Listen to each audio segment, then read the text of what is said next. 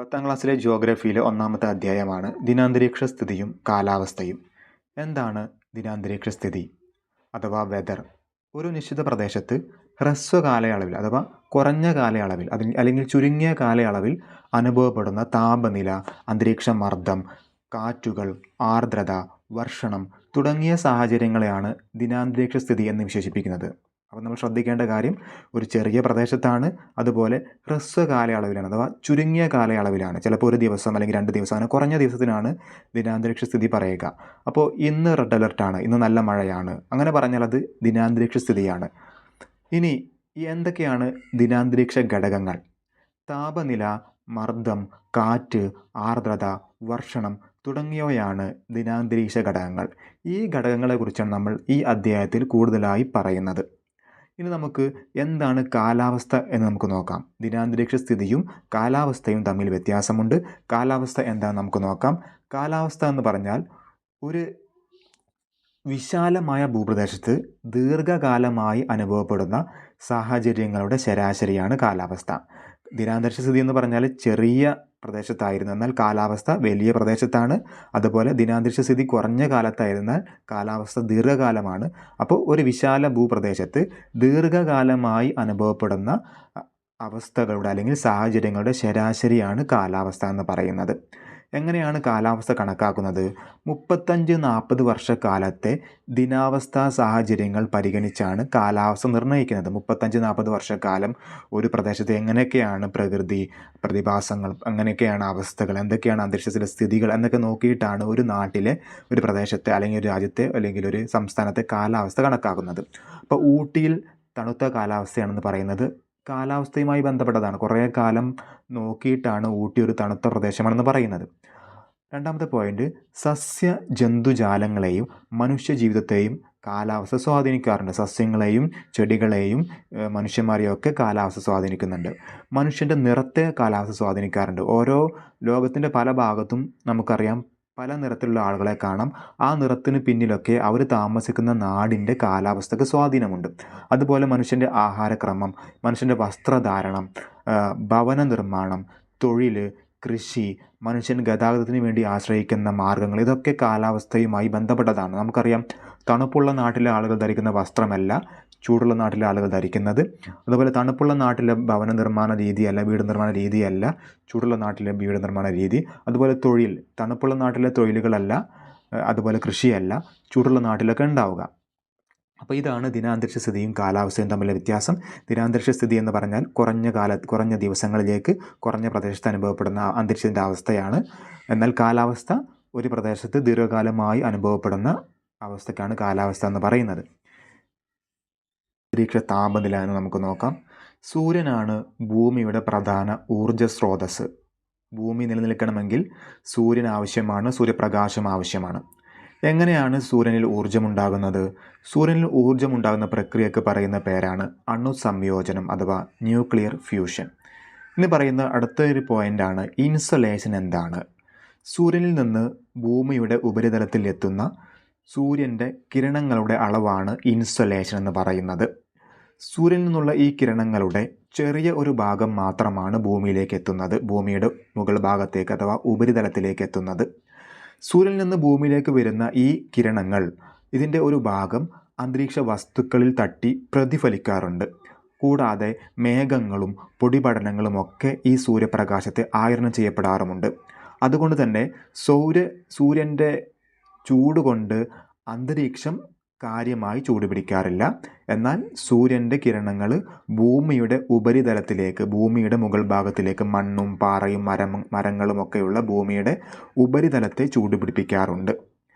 ഈ ഭൂമിയുടെ മുകൾ ഭാഗം, ഉപരിതലം ചൂട് പിടിച്ചു കഴിഞ്ഞാൽ ആ ചൂട് വീണ്ടും മുകൾ ഭാഗത്തേക്ക് അഥവാ അന്തരീക്ഷത്തിലേക്ക് പോകാറുണ്ട്. അങ്ങനെ ഭൂമിയുടെ ഉപരിതലത്തിൽ അഥവാ ഭൗമോപരിതലം ചൂട് പിടിച്ചു കഴിഞ്ഞാൽ ആ ചൂട് വീണ്ടും അന്തരീക്ഷത്തിലേക്ക് വ്യാപിക്കുന്ന പ്രക്രിയയെ പറയുന്ന പേരാണ് താപവ്യാപന പ്രക്രിയ എന്നുള്ളത്. അപ്പോൾ ഏതൊക്കെയാണ് താപവ്യാപന പ്രക്രിയകൾ? ഞാൻ പറഞ്ഞു, സൂര്യൻ്റെ കിരണങ്ങളേറ്റ് ഭൂമി ചൂട് പിടിക്കുന്നു. ആ ചൂട് പിടിച്ചു കഴിഞ്ഞാൽ പിന്നീട് ആ താപം മുകളിലേക്ക് പോകുന്ന പ്രക്രിയകളാണ് താപവ്യാപന പ്രക്രിയകൾ. ഒന്ന് താപചാലനം. ചൂടായ ഭൗമോപരിതലത്തോട് ചേർന്നുള്ള അന്തരീക്ഷത്തിൻ്റെ താഴ്ന്ന വിതാനങ്ങളിലേക്ക് അഥവാ താഴ്ന്ന പ്രദേശങ്ങളിലേക്ക് താപം ഉയരുന്ന പ്രക്രിയയാണ് താപചാലനം. 2. സംവഹനം. ഭൂമിയോടടുത്തുള്ള അന്തരീക്ഷ വായു ചൂട് പിടിച്ച് വികസിച്ച് മുകളിലേക്ക് ഉയരുന്നതിലൂടെ കൂടുതൽ ഉയരങ്ങളിലേക്ക് ചൂട് വ്യാപിക്കുന്നതാണ് സംവഹനം. ഇനി അഭിവഹനം. കാറ്റിലൂടെ തിരശ്ചീന തലത്തിൽ താപം വ്യാപിക്കുന്നതാണ് അഭിവഹനം. തിരശ്ചീന തലത്തിൽ എന്ന് പറഞ്ഞു കഴിഞ്ഞാൽ വശങ്ങളിലേക്ക്, ചൂടായ ഭൂമി താപം മുകളിലേക്കല്ല വിടുന്നത്, 2 സൈഡുകളിലേക്കാണ് കാറ്റിൻ്റെ സാന്നിധ്യം കൊണ്ട് താപം ഇങ്ങനെ വശങ്ങളിലേക്ക് ട്രെയിൻ പോകുന്ന പോലെ നീങ്ങി പോകുന്നതാണ് അഭിവഹനം. 4-മത്തേത് വികിരണം. ഭൂമിയുടെ ഉപരിതലം ചൂട് പിടിക്കുന്നതോടെ ദീർഘതരംഗങ്ങളായി ഭൂമിയുടെ ഉപരിതലത്തിൽ നിന്ന് ഊർജം അഥവാ ചൂട് മുകളിലേക്ക് പോകുന്നതാണ് വികിരണം. ഇനി എന്താണ് ഭൗമവികിരണം? നമ്മൾ നേരത്തെ പറഞ്ഞു വികിരണം, അതുപോലെ തന്നെ അതുതന്നെയാണ് ഭൗമവികിരണവും. ഭൂമിയുടെ ഉപരിതലത്തിൽ നിന്നും ദീർഘതരംഗങ്ങളായി ഊർജം പുനർവികിരണം ചെയ്യപ്പെടുന്ന പ്രക്രിയയാണ് ഭൗമവികിരണം.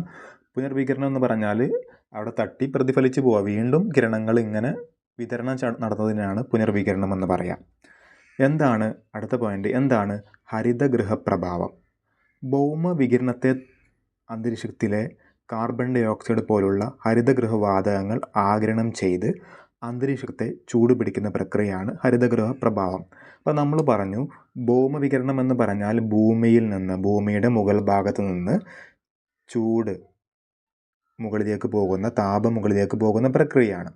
ഇങ്ങനെ ഭൂമിയുടെ മുകൾ ഭാഗത്തേക്ക് പോകുന്ന താപത്തെ ആര് ആഗിരണം ചെയ്യുന്നു? കാർബൺ ഡൈ ഓക്സൈഡ് പോലുള്ള ഹരിതഗൃഹവാതകങ്ങൾ ആഗിരണം ചെയ്യുന്നു. അങ്ങനെ ആഗിരണം ചെയ്യുമ്പോൾ അത് അന്തരീക്ഷത്തെ ചൂട് പിടിപ്പിക്കാൻ കാരണമാകുന്നു. ആ ചൂട് പിടിപ്പിക്കുന്ന പ്രക്രിയക്കാണ് ഹരിതഗൃഹ പ്രഭാവം എന്ന് വിളിക്കുന്നത്. അതുകൊണ്ട് തന്നെ കാർബൺ ഡൈ ഓക്സൈഡ് പോലുള്ള വാതകങ്ങളെ ഹരിതഗൃഹ വാതകങ്ങൾ എന്നും വിളിക്കാറുണ്ട്. ഇനി അടുത്ത ഹെഡിങ് എന്താണ് താപ ബജറ്റ്? നമുക്കറിയാം പ്രതിദിനം ഭൂമിയിലേക്ക് വന്നു ചേരുന്ന ഏറെക്കുറെ മുഴുവൻ ഊർജവും അഥവാ മുഴുവൻ സൂര്യപ്രകാശവും പുനർവികിരണം ചെയ്യപ്പെടുന്നതിലൂടെ അഥവാ ഭൂമിയിൽ നിന്ന് തിരിച്ച് മുകളിലേക്ക് പോകുന്നതിലൂടെ ഭൂമിയുടെ ഉപരിതലത്തിലെ താപം കൂടാതെയും കുറയാതെയും ഒരു സമമായ അവസ്ഥയിൽ, അതാണ് സന്തുലിതമായ അവസ്ഥ, ആ സന്തുലിതമായ അവസ്ഥയിൽ നിലനിർത്താൻ നമുക്ക് കഴിയുന്നു. ഈ താപസന്തുലന പ്രക്രിയക്ക് പറയുന്ന പേരാണ് താപ ബജറ്റ് എന്നുള്ളത്. ഒരു ദിവസം മുഴുവൻ നമുക്ക് ഒരേ അളവിലല്ല സൂര്യൻ്റെ പ്രകാശം അല്ലെങ്കിൽ സൗരോർജം ലഭിക്കുന്നത്. ഒരു ദിവസത്തെ ഏറ്റവും കൂടിയ ചൂട് അല്ലെങ്കിൽ സൂര്യപ്രകാശം ഏറ്റവും കൂടുതൽ ലഭിച്ചുകൊണ്ട് അന്തരീക്ഷം ഏറ്റവും കൂടുതൽ ചൂട് പിടിക്കുന്ന സമയം എന്ന് പറയുന്നത് ഉച്ചയ്ക്ക് 2 മണിയാണ്. എന്നാൽ ഒരു ദിവസത്തിൽ ഏറ്റവും കുറഞ്ഞ ചൂട് അനുഭവപ്പെടുന്ന സമയം സൂര്യൻ ഉദിക്കുന്നതിന് മുമ്പ് തൊട്ട് മുമ്പുള്ള സമയത്താണ് ഏറ്റവും കുറഞ്ഞ താപനില, തണുപ്പ് കുറച്ചധികം ഉണ്ടാവും. ഇനി എന്താണ് മാക്സിമം മിനിമം തെർമോമീറ്റർ? അന്തരീക്ഷ താപനില അളക്കുന്ന ഉപകരണം ഏതാണ്? അന്തരീക്ഷ താപനില അളക്കുന്ന ഉപകരണത്തിൻ്റെ പേരാണ് തെർമോമീറ്റർ.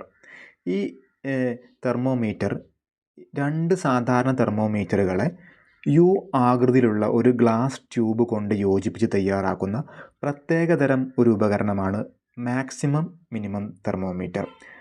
ഒരു മാക്സിമം മിനിമം തെർമോമീറ്ററിലെ രേഖപ്പെടുത്തലിൽ നിന്ന് നമുക്ക് ഒരു ദിവസത്തെ കൂടിയ താപനിലയും മനസ്സിലാക്കാം, കുറഞ്ഞ താപനിലയും നമുക്ക് മനസ്സിലാക്കാം.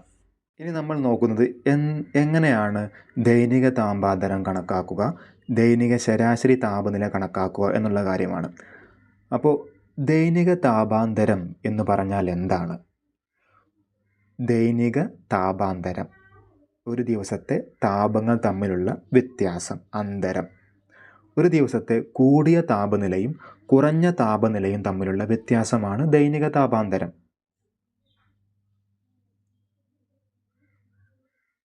ദൈനിക താപാന്തരത്തിൻ്റെ സൂത്രവാക്യം ദൈനിക താപാന്തരം സമം കൂടിയ താപനില മൈനസ് കുറഞ്ഞ താപനില. കൂടിയ ചൂടിൽ നിന്ന് കുറഞ്ഞ ചൂട് കുറക്കുക.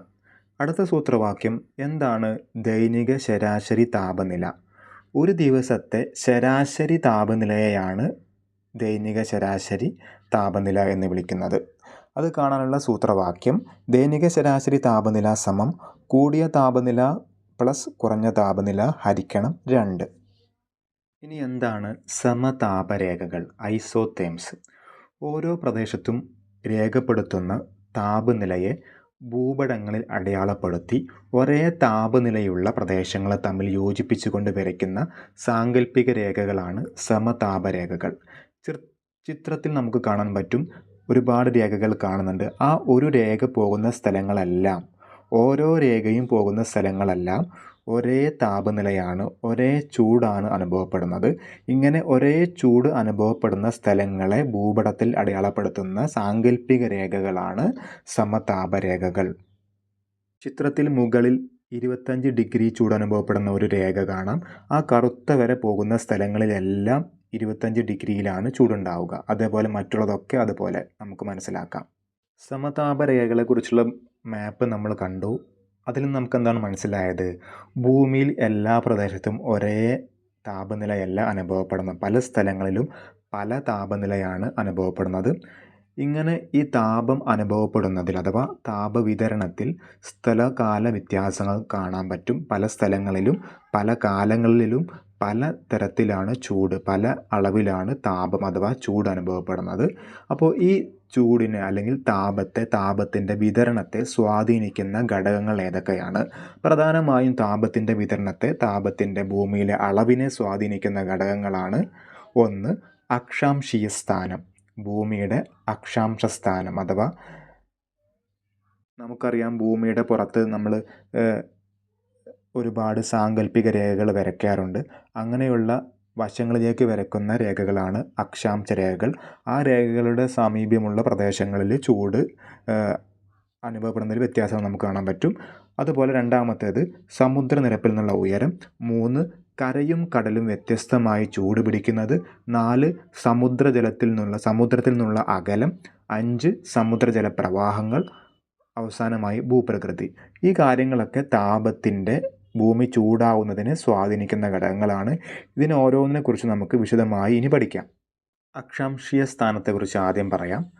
ചിത്രത്തിൽ കാണുന്ന രേഖകൾ, വശങ്ങളിലേക്ക് കാണുന്ന രേഖകളാണ് അക്ഷാംശ രേഖകൾ. ആ രേഖകൾക്ക് സമീപമൊക്കെ ഒരുപാട് രാജ്യങ്ങളുണ്ട്. ഇതൊക്കെ സാങ്കല്പിക രേഖകളാണ്. അപ്പോൾ അവിടെയൊക്കെ രാജ്യങ്ങളുണ്ട്. ആ സ്ഥാനത്തിനനുസരിച്ച് ആ രാജ്യങ്ങളിലെ ചൂടിലൊക്കെ മാറ്റങ്ങൾ വരും. ഭൂമിയിലെ ആ പ്രദേശങ്ങളിലൊക്കെ മാറ്റങ്ങൾ വരും. അപ്പോൾ പ്രധാനപ്പെട്ട അക്ഷാംശ രേഖകളാണ് ഭൂമധ്യരേഖ, ദക്ഷിണാന രേഖ, ഉത്തരാന രേഖ, ആർട്ടിക് വൃത്തം, അന്റാർട്ടിക് വൃത്തം, അങ്ങനെ കുറേ സംഭവങ്ങളുണ്ട്. അപ്പോൾ ഈ ചിത്രത്തിൽ സൂര്യപ്രകാശം ലംബമായി അഥവാ നേരെ പതിക്കുന്ന സ്ഥലങ്ങളിൽ എന്തു കൂടും? താപനില കൂടും. അപ്പോൾ ഈ ചിത്രത്തിൽ സൂര്യപ്രകാശം നേരെ പതിക്കുന്ന രേഖ ഏതാണ്? ഭൂമധ്യരേഖയാണ്, ഭൂമിയുടെ മധ്യഭാഗത്താണ്. അപ്പോൾ ഭൂമധ്യരേഖയ്ക്ക് സമീപമുള്ള പ്രദേശങ്ങളിലാണ് ചൂട് കൂടുക. എന്നാൽ ദക്ഷിണ ധ്രുവം, ഉത്തര ധ്രുവം എന്നൊക്കെ പറയുന്ന രണ്ട് പ്രദേശങ്ങൾ നമ്മളിതിൽ കാണുന്നുണ്ട്. അവിടേക്ക് സൂര്യപ്രകാശം നേരിട്ട് ലംബമായല്ല പതിക്കുന്നത്, കുറച്ച് ചെരിഞ്ഞാണ് പതിക്കുക. അതുകൊണ്ട് തന്നെ അവിടെ എന്ത് കുറയും? താപം കുറയും. അപ്പോൾ നമ്മൾ മനസ്സിലാക്കി, ഭൂമിയുടെ മധ്യഭാഗത്താണ് കൂടുതൽ ചൂട് അനുഭവപ്പെടുന്നത്. പിന്നീട് ഭൂമിയുടെ ധ്രുവങ്ങളിലേക്ക് അഥവാ മുകൾ ഭാഗത്തേക്കും താഴ്ഭാഗത്തേക്കും പോകുന്തോറും താപനിലയിലൊക്കെ വ്യത്യാസങ്ങൾ അനുഭവപ്പെടാറുണ്ട്. അപ്പോൾ ഇതിൻ്റെ അടിസ്ഥാനത്തിൽ ഭൂമി എന്ത് ചെയ്തിട്ടുണ്ട്? നമ്മൾ പ്രത്യേകം താപീയ മേഖലകളാക്കി തിരിച്ചിട്ടുണ്ട്. ചില പ്രദേശങ്ങൾ ഏകദേശം ഒരേ താപം അനുഭവപ്പെടുന്ന പ്രദേശങ്ങളെ താപീയ മേഖലകളായി നമ്മൾ തിരിച്ചിട്ടുണ്ട്. ഏതൊക്കെയാണ് താപീയ മേഖലകൾ? നമുക്ക് ചിത്രം നോക്കിയാൽ മനസ്സിലാവും. ഭൂമിയുടെ മധ്യഭാഗത്താണ് ഭൂമധ്യരേഖ. അപ്പോൾ ആ പ്രദേശത്ത് ചൂട് കൂടും. അതുകൊണ്ട് തന്നെ അവിടെ ഉഷ്ണമേഖല എന്ന് നമ്മൾ വിളിക്കാറുണ്ട്. ഉഷ്ണമെന്ന് പറഞ്ഞാൽ ചൂട് എന്നാണ് അർത്ഥം. അപ്പോൾ ചൂടുള്ള മേഖല എന്ന് വിളിക്കാറുണ്ട്. ഇനി താഴെ ഭാഗത്ത്, ഭൂമധ്യരേഖയുടെ താഴെ ഭാഗത്ത് ദക്ഷിണ മിതോഷ്ണ മേഖല. അവിടെയും ചൂടുണ്ട്, പക്ഷേ എന്താണ്? മിതമായ ചൂടാണ്, മിതോഷ്ണം. അതാണ് ദക്ഷിണ മിതോഷ്ണ മേഖല. ദക്ഷിണം എന്ന് പറഞ്ഞാൽ തെക്ക് ഭാഗത്തിനാണ് ദക്ഷിണം എന്നുള്ള വാക്ക് ഉപയോഗിക്കുക. അപ്പോൾ ഭൂമിയുടെ താഴെ ഭാഗം തെക്ക് ഭാഗമാണല്ലോ. അപ്പോൾ താഴെ ഭാഗം ദക്ഷിണം, മുകൾ ഭാഗം അതിന് നേരെ ഓപ്പോസിറ്റ് ഉത്തരഭാഗം എന്നൊക്കെ പറയും. ഇനി അതിൻ്റെ താഴെയുള്ള താപീയ മേഖലയാണ് ദക്ഷിണ ശൈത്യ മേഖല. അവിടെ ചൂട് വളരെ കുറവാകും, ശൈത്യം അഥവാ തണുപ്പാണ് കൂടുതലായിട്ടുണ്ടാവുക. ഇനി മുകൾ ഭാഗത്തേക്ക് നോക്കുകയാണെങ്കിൽ ഭൂമധ്യരേഖയുടെ മുകൾ ഭാഗത്ത് ഉത്തര മിതോഷ്ണ മേഖല അഥവാ വടക്ക് ഭാഗത്തുള്ള മിതോഷ്ണ, മിതമായി ചൂടുള്ള മേഖല.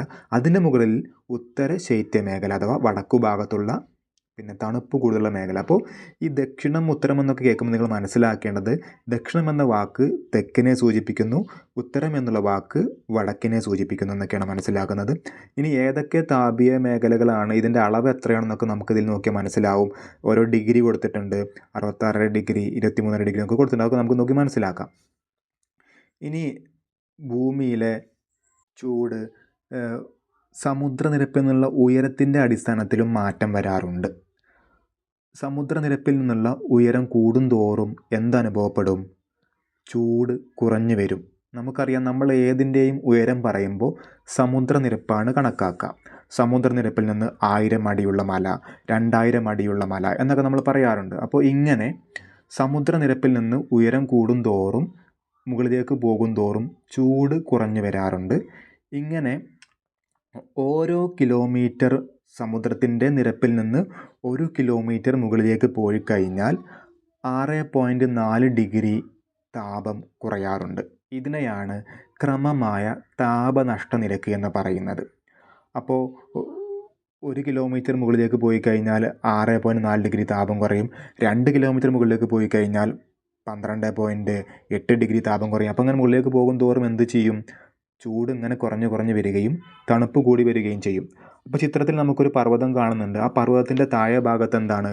മലയുടെ അടിയിൽ പോയി നിൽക്കുകയാണെങ്കിൽ താപം ചൂട് കുറച്ച് അധികം ഉണ്ടാവും. എന്നാൽ നമ്മൾ മല കയറി മുകളിലേക്ക് എത്തിക്കഴിഞ്ഞാൽ, കുറേ മുകളിലേക്ക് എത്തിക്കഴിഞ്ഞാൽ അവിടെ ചൂട് കുറഞ്ഞു വരും. തണുപ്പാണ് അവിടെ കൂടുതലായി അനുഭവപ്പെടുക. ഈ ചിത്രം നോക്കിയാൽ നിങ്ങൾക്ക് തന്നെ മനസ്സിലാവും, 30 ഡിഗ്രി ഭൂമിയുടെ താഴെ ഭാഗത്ത് താപനില അനുഭവപ്പെടുന്നുണ്ട്. 1 കിലോമീറ്റർ മുകളിലേക്ക് പോകുമ്പോൾ താപനില കുറഞ്ഞ് 23.6 ഡിഗ്രി ആകുന്നു.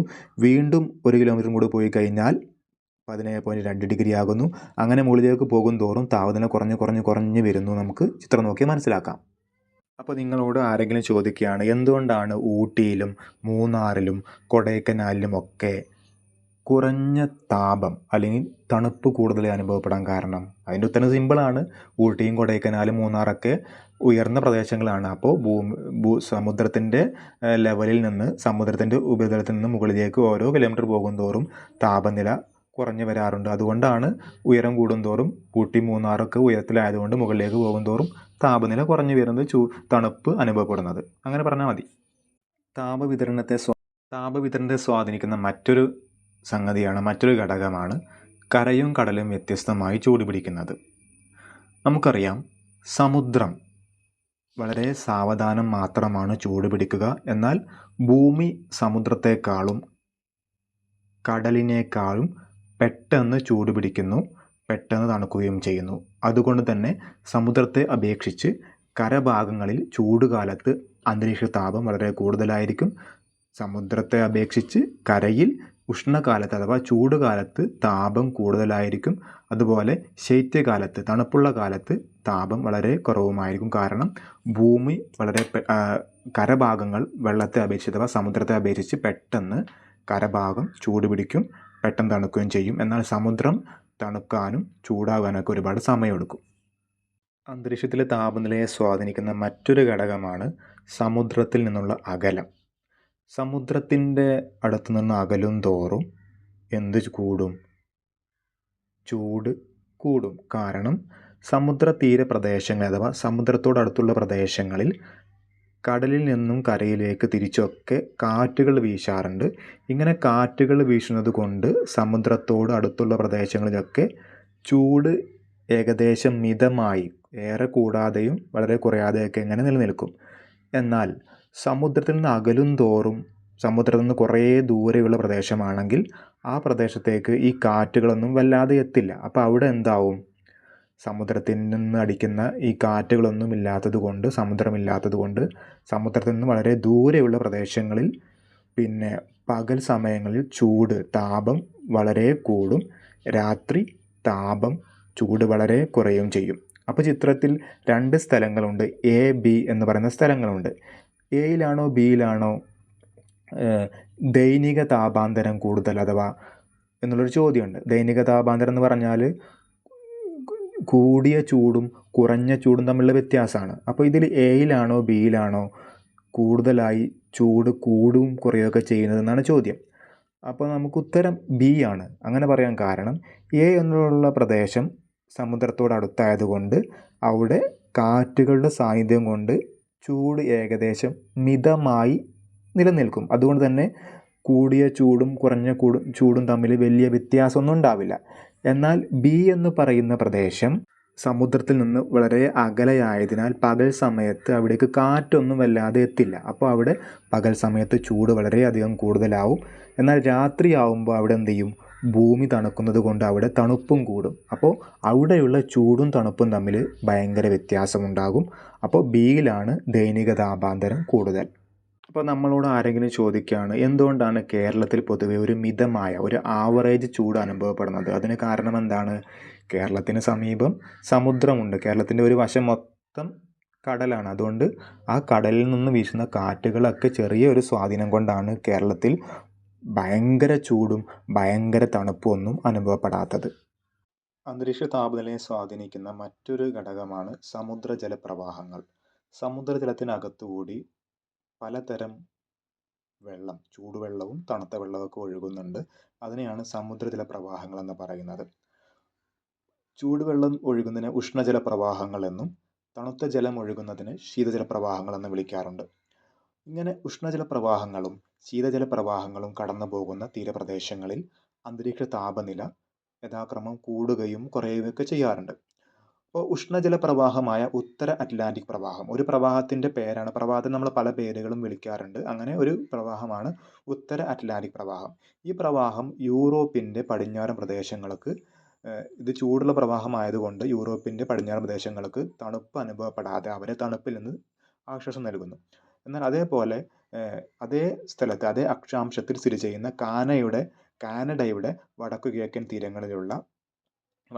തീരങ്ങൾ അവിടെ തണുപ്പ് അനുഭവപ്പെടാറുണ്ട്. അതിന് കാരണം അവിടെ ലാബ്രഡോർ ശീതജല പ്രവാഹമുണ്ട്. ലാബ്രഡോർ എന്ന പേരുള്ള ഒരു തണുത്ത ജലപ്രവാഹം കാനഡയുടെ വടക്കു കിഴക്കൻ തീരങ്ങളിൽ ഉള്ളതുകൊണ്ട് അവിടെ മാസങ്ങളോളം കൊടും തണുപ്പും അനുഭവപ്പെടാറുണ്ട്. അപ്പോൾ ഈ സമുദ്രജല പ്രവാഹങ്ങളും ചൂടിനെയും തണുപ്പിനെയും അഥവാ താപനിലയൊക്കെ സ്വാധീനിക്കുന്നുണ്ടെന്ന് നമുക്ക് മനസ്സിലാക്കാം. ഭൂമിയിലെ താപനിലയെ സ്വാധീനിക്കുന്ന മറ്റൊരു ഘടകമാണ് ഭൂപ്രകൃതി. ഭൂപ്രകൃതിക്കനുസരിച്ച് ഭൂമിയിൽ ഓരോ പ്രദേശത്തും സൂര്യപ്രകാശം ലഭിക്കുന്നതിൽ കൂടുതലും കുറയിലും അഥവാ ഏറ്റക്കുറച്ചിൽ അനുഭവപ്പെടാറുണ്ട്. സൂര്യന് അഭിമുഖമായ അഥവാ സൂര്യന് നേരെയുള്ള പർവ്വതച്ചരിവുകളിൽ താപനില കൂടുതലായിരിക്കും. അപ്പോൾ ചിത്രം നോക്കൂ. ചിത്രത്തിൽ ബി എന്ന് പറയുന്ന സ്ഥലം സൂര്യന് നേരെയാണ്, അതുകൊണ്ട് അവിടെ ചൂട് കൂടും. എന്നാൽ സൂര്യന് അഭിമുഖമല്ലാത്ത പർവ്വതച്ചരിവുകളിൽ താപനില കുറവായിരിക്കും. അപ്പോൾ ചിത്രത്തിൽ എ എന്ന് പറയുന്ന ഒരു പ്രദേശമുണ്ട്. ആ എ എന്ന് പറയുന്ന പ്രദേശത്തേക്ക് സൂര്യൻ്റെ ചൂട് നേരെ തട്ടുന്നില്ല. കാരണം അവിടെ ഒരു പർവ്വതത്തിൻ്റെ മറവുണ്ട്, ഒരു കുന്നിൻ്റെ മറവുണ്ട്. ആ മറവുള്ളത് കൊണ്ട് നേരെ താപം തട്ടുന്നില്ല, അവിടെ താപനില കുറവുമായിരിക്കും.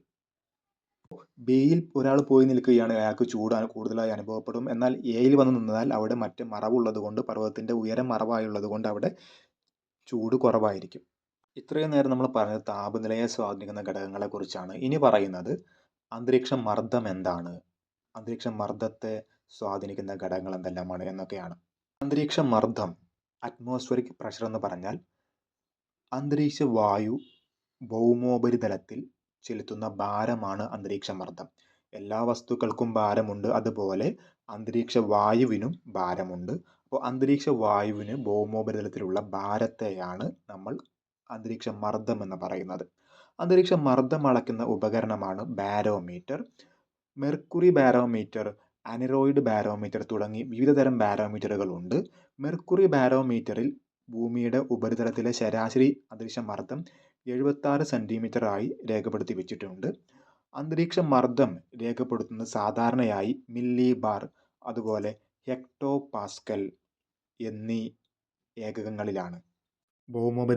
ഭൂമിയുടെ ഉപരിതലത്തിലെ ശരാശരി മർദ്ദം എന്ന് പറയുന്നത് 1013.2 മില്ലി ബാർ അഥവാ ഹെക്ടോ പാസ്കലാണ്.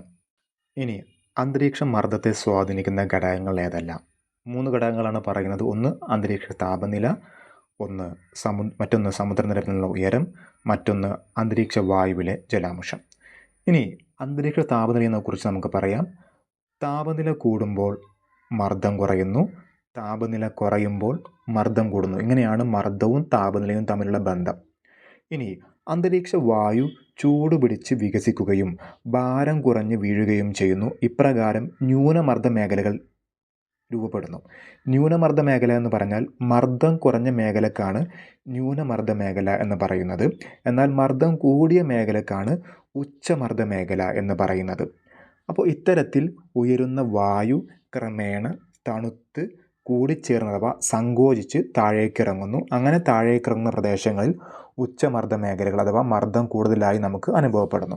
രണ്ടാമത്തെ പോയിന്റ്, സമുദ്രനിരപ്പിൽ നിന്നുള്ള ഉയരം കൂടുന്തോറും അന്തരീക്ഷത്തിലെ വാതകങ്ങളുടെ സാന്ദ്രത കുറയുന്നു. അഥവാ സാന്ദ്രതയ്ക്ക് വേണമെങ്കിൽ നമുക്ക് ഭാരം എന്ന് പറയാം. ഭാരം കുറയുന്നു. അങ്ങനെ അന്തരീക്ഷ മർദ്ദം കുറയുന്നു. ഭാരം കുറയുമ്പോൾ മർദ്ദവും കുറയുന്നു. അപ്പോൾ ഓരോ 10 മീറ്ററിനും ഏകദേശം 1 മില്ലിബാർ എന്ന തോതിൽ ലംബതലത്തിൽ അന്തരീക്ഷ മർദ്ദം കുറയുന്നു. ലംബതലത്തിൽ എന്ന് പറഞ്ഞാൽ നേരെ മുകളിലേക്ക്. അപ്പോൾ സമുദ്രനിരപ്പിൽ നിന്ന് ഉയരുന്തോറും അന്തരീക്ഷ മർദ്ദം കുറയുന്നു. ഇനി അടുത്ത പോയിന്റ്, അന്തരീക്ഷ വായുവിലെ ജലാംശം. വായുവിലെ ജലാംശത്തെ നമുക്ക് ആർദ്രത എന്ന് വിളിക്കാം. ഇങ്ങനെ വായുവിലെ ജലാംശം അഥവാ ആർദ്രത കൂടുമ്പോൾ നൈട്രജൻ, ഓക്സിജൻ തുടങ്ങിയ ഭാരം കൂടിയ വാതകങ്ങളുടെ സ്ഥാനത്ത് ജലതന്മാത്രകൾ ഇടം പിടിക്കുന്നു. ജലതന്മാത്രകൾ വന്നു കയറുന്നു.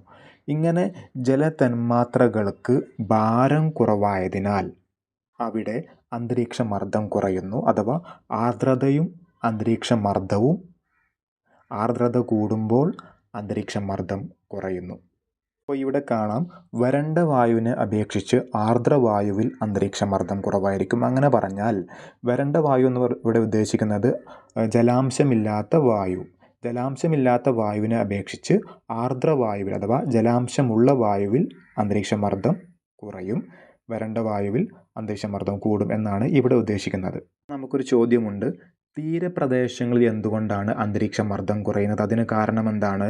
തീരപ്രദേശങ്ങളിലെ വായുവിൽ ആർദ്രതയുണ്ട് അഥവാ ജലകണങ്ങളുണ്ട്. അതുകൊണ്ട് അവിടെ അന്തരീക്ഷ മർദ്ദം കുറയുന്നു. ഇനി എന്താണ് സമമർദ്ദരേഖകൾ, ഐസോബാർസ്? നേരത്തെ നമ്മൾ സമതാപരേഖകളെക്കുറിച്ച് പറഞ്ഞു. അതുപോലെയുള്ളതാണ് സമമർദ്ദരേഖകൾ.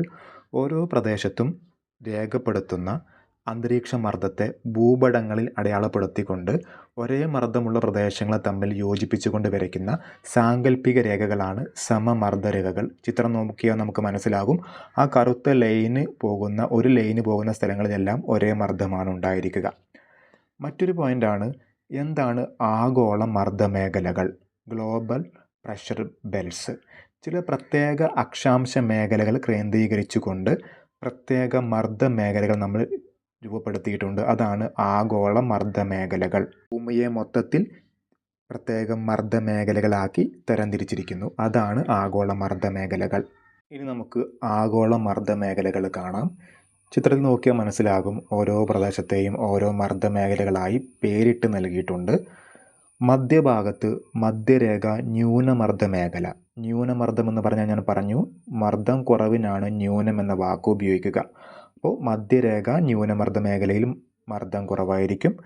അതിൻ്റെ താഴെ ഉപോഷ്ണ ഉച്ചമർദ്ദ മേഖല, അവിടെ കുറച്ച് ഉച്ചമർദ്ദമാണ്, മർദ്ദം കൂടുതലുള്ള മേഖലയാണ്. അതിന് തൊട്ടു താഴെ ഉപധ്രുവീയ ന്യൂനമർദ്ദ മേഖല, അവിടെ മർദ്ദം കുറവാണ്. അതിൻ്റെ താഴെ ധ്രുവീയ ഉച്ചമർദ്ദ മേഖല, അവിടെയും മർദ്ദം കൂടുതലാണ്. ഇനി മധ്യരേഖ ന്യൂനമർദ്ദ മേഖലയുടെ മുകൾ ഭാഗത്ത് ഉപോഷ്ണ ഉച്ചമർദ്ദ മേഖല, മർദ്ദം കൂടുതലുള്ള മേഖലയാണ്. അതിന് മുകളിൽ ഉപധ്രുവീയ ന്യൂനമർദ്ദ മേഖല, അവിടെ മർദ്ദം കുറവാണ്. അതിൻ്റെ മുകളിൽ ധ്രുവീയ ഉച്ചമർദ്ദ മേഖല, അവിടെ മർദ്ദം കൂടുതലാണ്. അപ്പോൾ ഈ ധ്രുവീയ മേഖലയിലെല്ലാം തണുപ്പുള്ള പ്രദേശങ്ങളാണ്. അവിടെ എന്താണ്?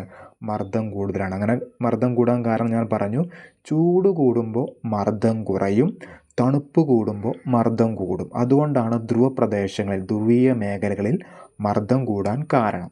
ഇനി ഭൂമധ്യരേഖ പ്രദേശത്ത് ഉയർന്ന താപമാണ് ഉണ്ടാവുക.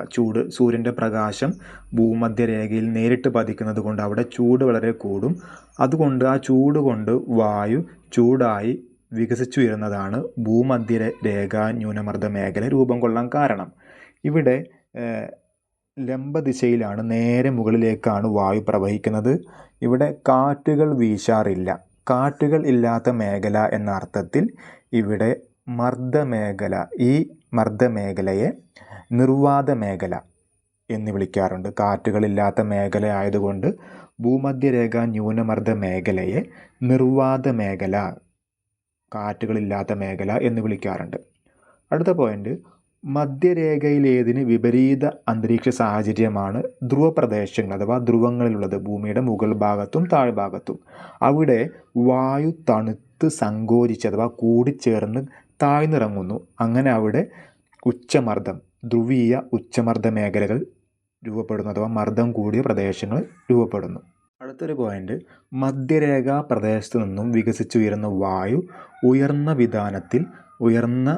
വിതാനങ്ങളിൽ ഉയർന്ന മുകളിലേക്ക് പോയിട്ട് ധ്രുവങ്ങൾക്ക് അഭിമുഖമായി കാറ്റായി വീശുന്നു. അങ്ങനെ കാറ്റായി വീശി ക്രമേണ അത് തണുത്ത് 30 ഡിഗ്രിക്കും തെക്ക് അതേപോലെ 30 ഡിഗ്രി വടക്കിനും അക്ഷാംശ മേഖലകളിൽ താഴ്ന്നിറങ്ങുകയും ചെയ്യുന്നു. അതുകൊണ്ട് അവിടെ ഉപോഷ്ണ ഉച്ചമർദ്ദ മേഖലകൾ രൂപപ്പെടുന്നു. അവിടെ എന്താണ്, മർദ്ദം കൂടിയ മേഖലകളാണ് രൂപപ്പെടുന്നത്. അങ്ങനെ മർദ്ദം കൂടിയ മേഖലകൾ രൂപപ്പെടാൻ കാരണം എന്താണ്, അവിടെയുള്ള വായു, മധ്യരേഖയിലെ വായു എന്ത് ചെയ്യാണ്, മുകളിലേക്ക് ഉയർന്നു പോയിട്ട് അത് കാറ്റായി വീശുമ്പോൾ അവിടെ തണുപ്പ് അനുഭവപ്പെടുന്നു. കാറ്റ് വീശുന്നത് കൊണ്ട് തണുപ്പ് അനുഭവപ്പെട്ട് അങ്ങനെ തണുപ്പാകുമ്പോൾ അവിടെ മർദ്ദം കൂടുകയും ചെയ്യുന്നു.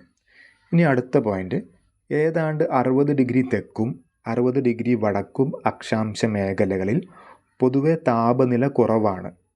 അതുകൊണ്ട് തന്നെ അവിടെ ഉച്ചമർദ്ദ സാഹചര്യങ്ങളാണ് രൂപപ്പെടേണ്ടത്. താപനില കുറയുമ്പോൾ മർദ്ദം കൂടുകയാണ് ചെയ്യേണ്ടത്. എന്നാൽ ഭൂമിയുടെ ഭ്രമണത്തിൻ്റെ സ്വാധീനം കൊണ്ട് ഈ മേഖലയിൽ വായു വൻതോതിൽ ആകാശത്തേക്ക് ഉയർത്തപ്പെടുന്നതിനാൽ അവിടെ അവിടേക്ക് തണുപ്പെത്തുന്നു. അങ്ങനെ അവിടേക്ക് ഭ്രമണം മൂലം ചൂടുള്ള വായു എത്തുന്നു. അങ്ങനെ അവിടെ മർദ്ദം കുറയുന്നു.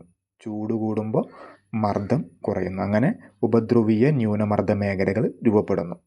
അതുപോലെ സൂര്യത്തിൻ്റെ അയനത്തിനനുസരിച്ച് താപ സാഹചര്യങ്ങൾ മാറുന്നതിനാൽ ആഗോള മർദ്ദ മേഖലകൾക്ക് സ്ഥാനമാറ്റം ഉണ്ടാകാറുണ്ട്. സൂര്യൻ്റെ അയനം എന്ന് പറഞ്ഞാൽ സൂര്യൻ്റെ സഞ്ചാരത്തിനനുസരിച്ച് താപ സാഹചര്യങ്ങളൊക്കെ മാറുമ്പോൾ ആഗോള മർദ്ദ മേഖലകൾക്കും ചെറിയ സ്ഥാനമാറ്റം ഉണ്ടാകാറുണ്ട്. ഇനി അന്തരീക്ഷത്തിലെ വായു ചലനങ്ങൾ ഏതൊക്കെയാണ്? 1. വായുപ്രവാഹങ്ങൾ. ലംബദിശയിൽ ഉണ്ടാകുന്ന വായുവിൻ്റെ ചലനങ്ങളാണ് വായുപ്രവാഹങ്ങൾ. ലംബദിശ എന്ന് പറഞ്ഞാൽ നേരെ മുകളിലേക്ക് കുത്തനെ, അങ്ങനെയുള്ള ചലനങ്ങളെയാണ് വായുപ്രവാഹങ്ങൾ എന്ന് വിളിക്കുന്നത്. ഇനി കാറ്റ്. തിരശ്ചീന ദിശയിൽ ഉച്ചമർദ്ദ പ്രദേശങ്ങളിൽ നിന്ന് ന്യൂനമർദ്ദ പ്രദേശങ്ങളിലേക്കുള്ള വായുവിൻ്റെ ചലനമാണ് കാറ്റ്. തിരശ്ചീന ദിശ എന്ന് പറഞ്ഞാൽ വശങ്ങളിലേക്ക്, നമ്മൾ ട്രെയിന് പോകുന്നത് പോലെ വശങ്ങളിലേക്കുള്ള ചലനമാണ് തിരശ്ചീന ചലനം. അങ്ങനെ തിരശ്ചീന ദിശയിലേക്ക് ഉച്ചമർദ്ദ പ്രദേശങ്ങളിൽ നിന്ന് അഥവാ മർദ്ദം കൂടിയ പ്രദേശങ്ങളിൽ നിന്ന് മർദ്ദം കുറഞ്ഞ പ്രദേശങ്ങളിലേക്കുള്ള വായുവിൻ്റെ സഞ്ചാരമാണ് കാറ്റ് എന്ന് പറയുന്നത്. കാറ്റിന് പേര് നൽകുക എങ്ങനെയാണ്? എവിടെ നിന്നാണ് വീശുന്നത് എന്നതിൻ്റെ അടിസ്ഥാനത്തിലാണ് കാറ്റുകൾക്ക് പേര് നൽകാറുള്ളത്. ഉദാഹരണം പറയുകയാണെങ്കിൽ തെക്കു പടിഞ്ഞാറ് ദിശയിൽ നിന്ന് വീശുന്ന കാറ്റുകളെ തെക്കു പടിഞ്ഞാറൻ കാറ്റെന്ന് വിളിക്കും. കടലിൽ നിന്ന് വീശുന്ന കാറ്റുകളെ കടൽക്കാറ്റെന്ന് വിളിക്കും. കരയിൽ നിന്ന് വീശുന്ന കാറ്റുകളെ കരക്കാറ്റെന്ന് വിളിക്കും. അങ്ങനെ വീശുന്ന സ്ഥലത്തിൻ്റെ അടിസ്ഥാനത്തിൽ കാറ്റുകൾക്ക് പേര് നൽകാറുണ്ട്. ഈ കാറ്റിൻ്റെ വീശുന്ന ദിശയെ സ്വാധീനിക്കുന്ന ഒരു പ്രധാന ഘടകമുണ്ട്. ആ ഘടകത്തിൻ്റെ പേരാണ് കോറിയോലിസ് ബലം. ഭൂമിയുടെ ഭ്രമണം മൂലമാണ് ഈ കോറിയോലിസ് ബലം ഉണ്ടാകുന്നത്. ഈ കോറിയോലിസ് ബലം എന്താണ് ചെയ്യുക?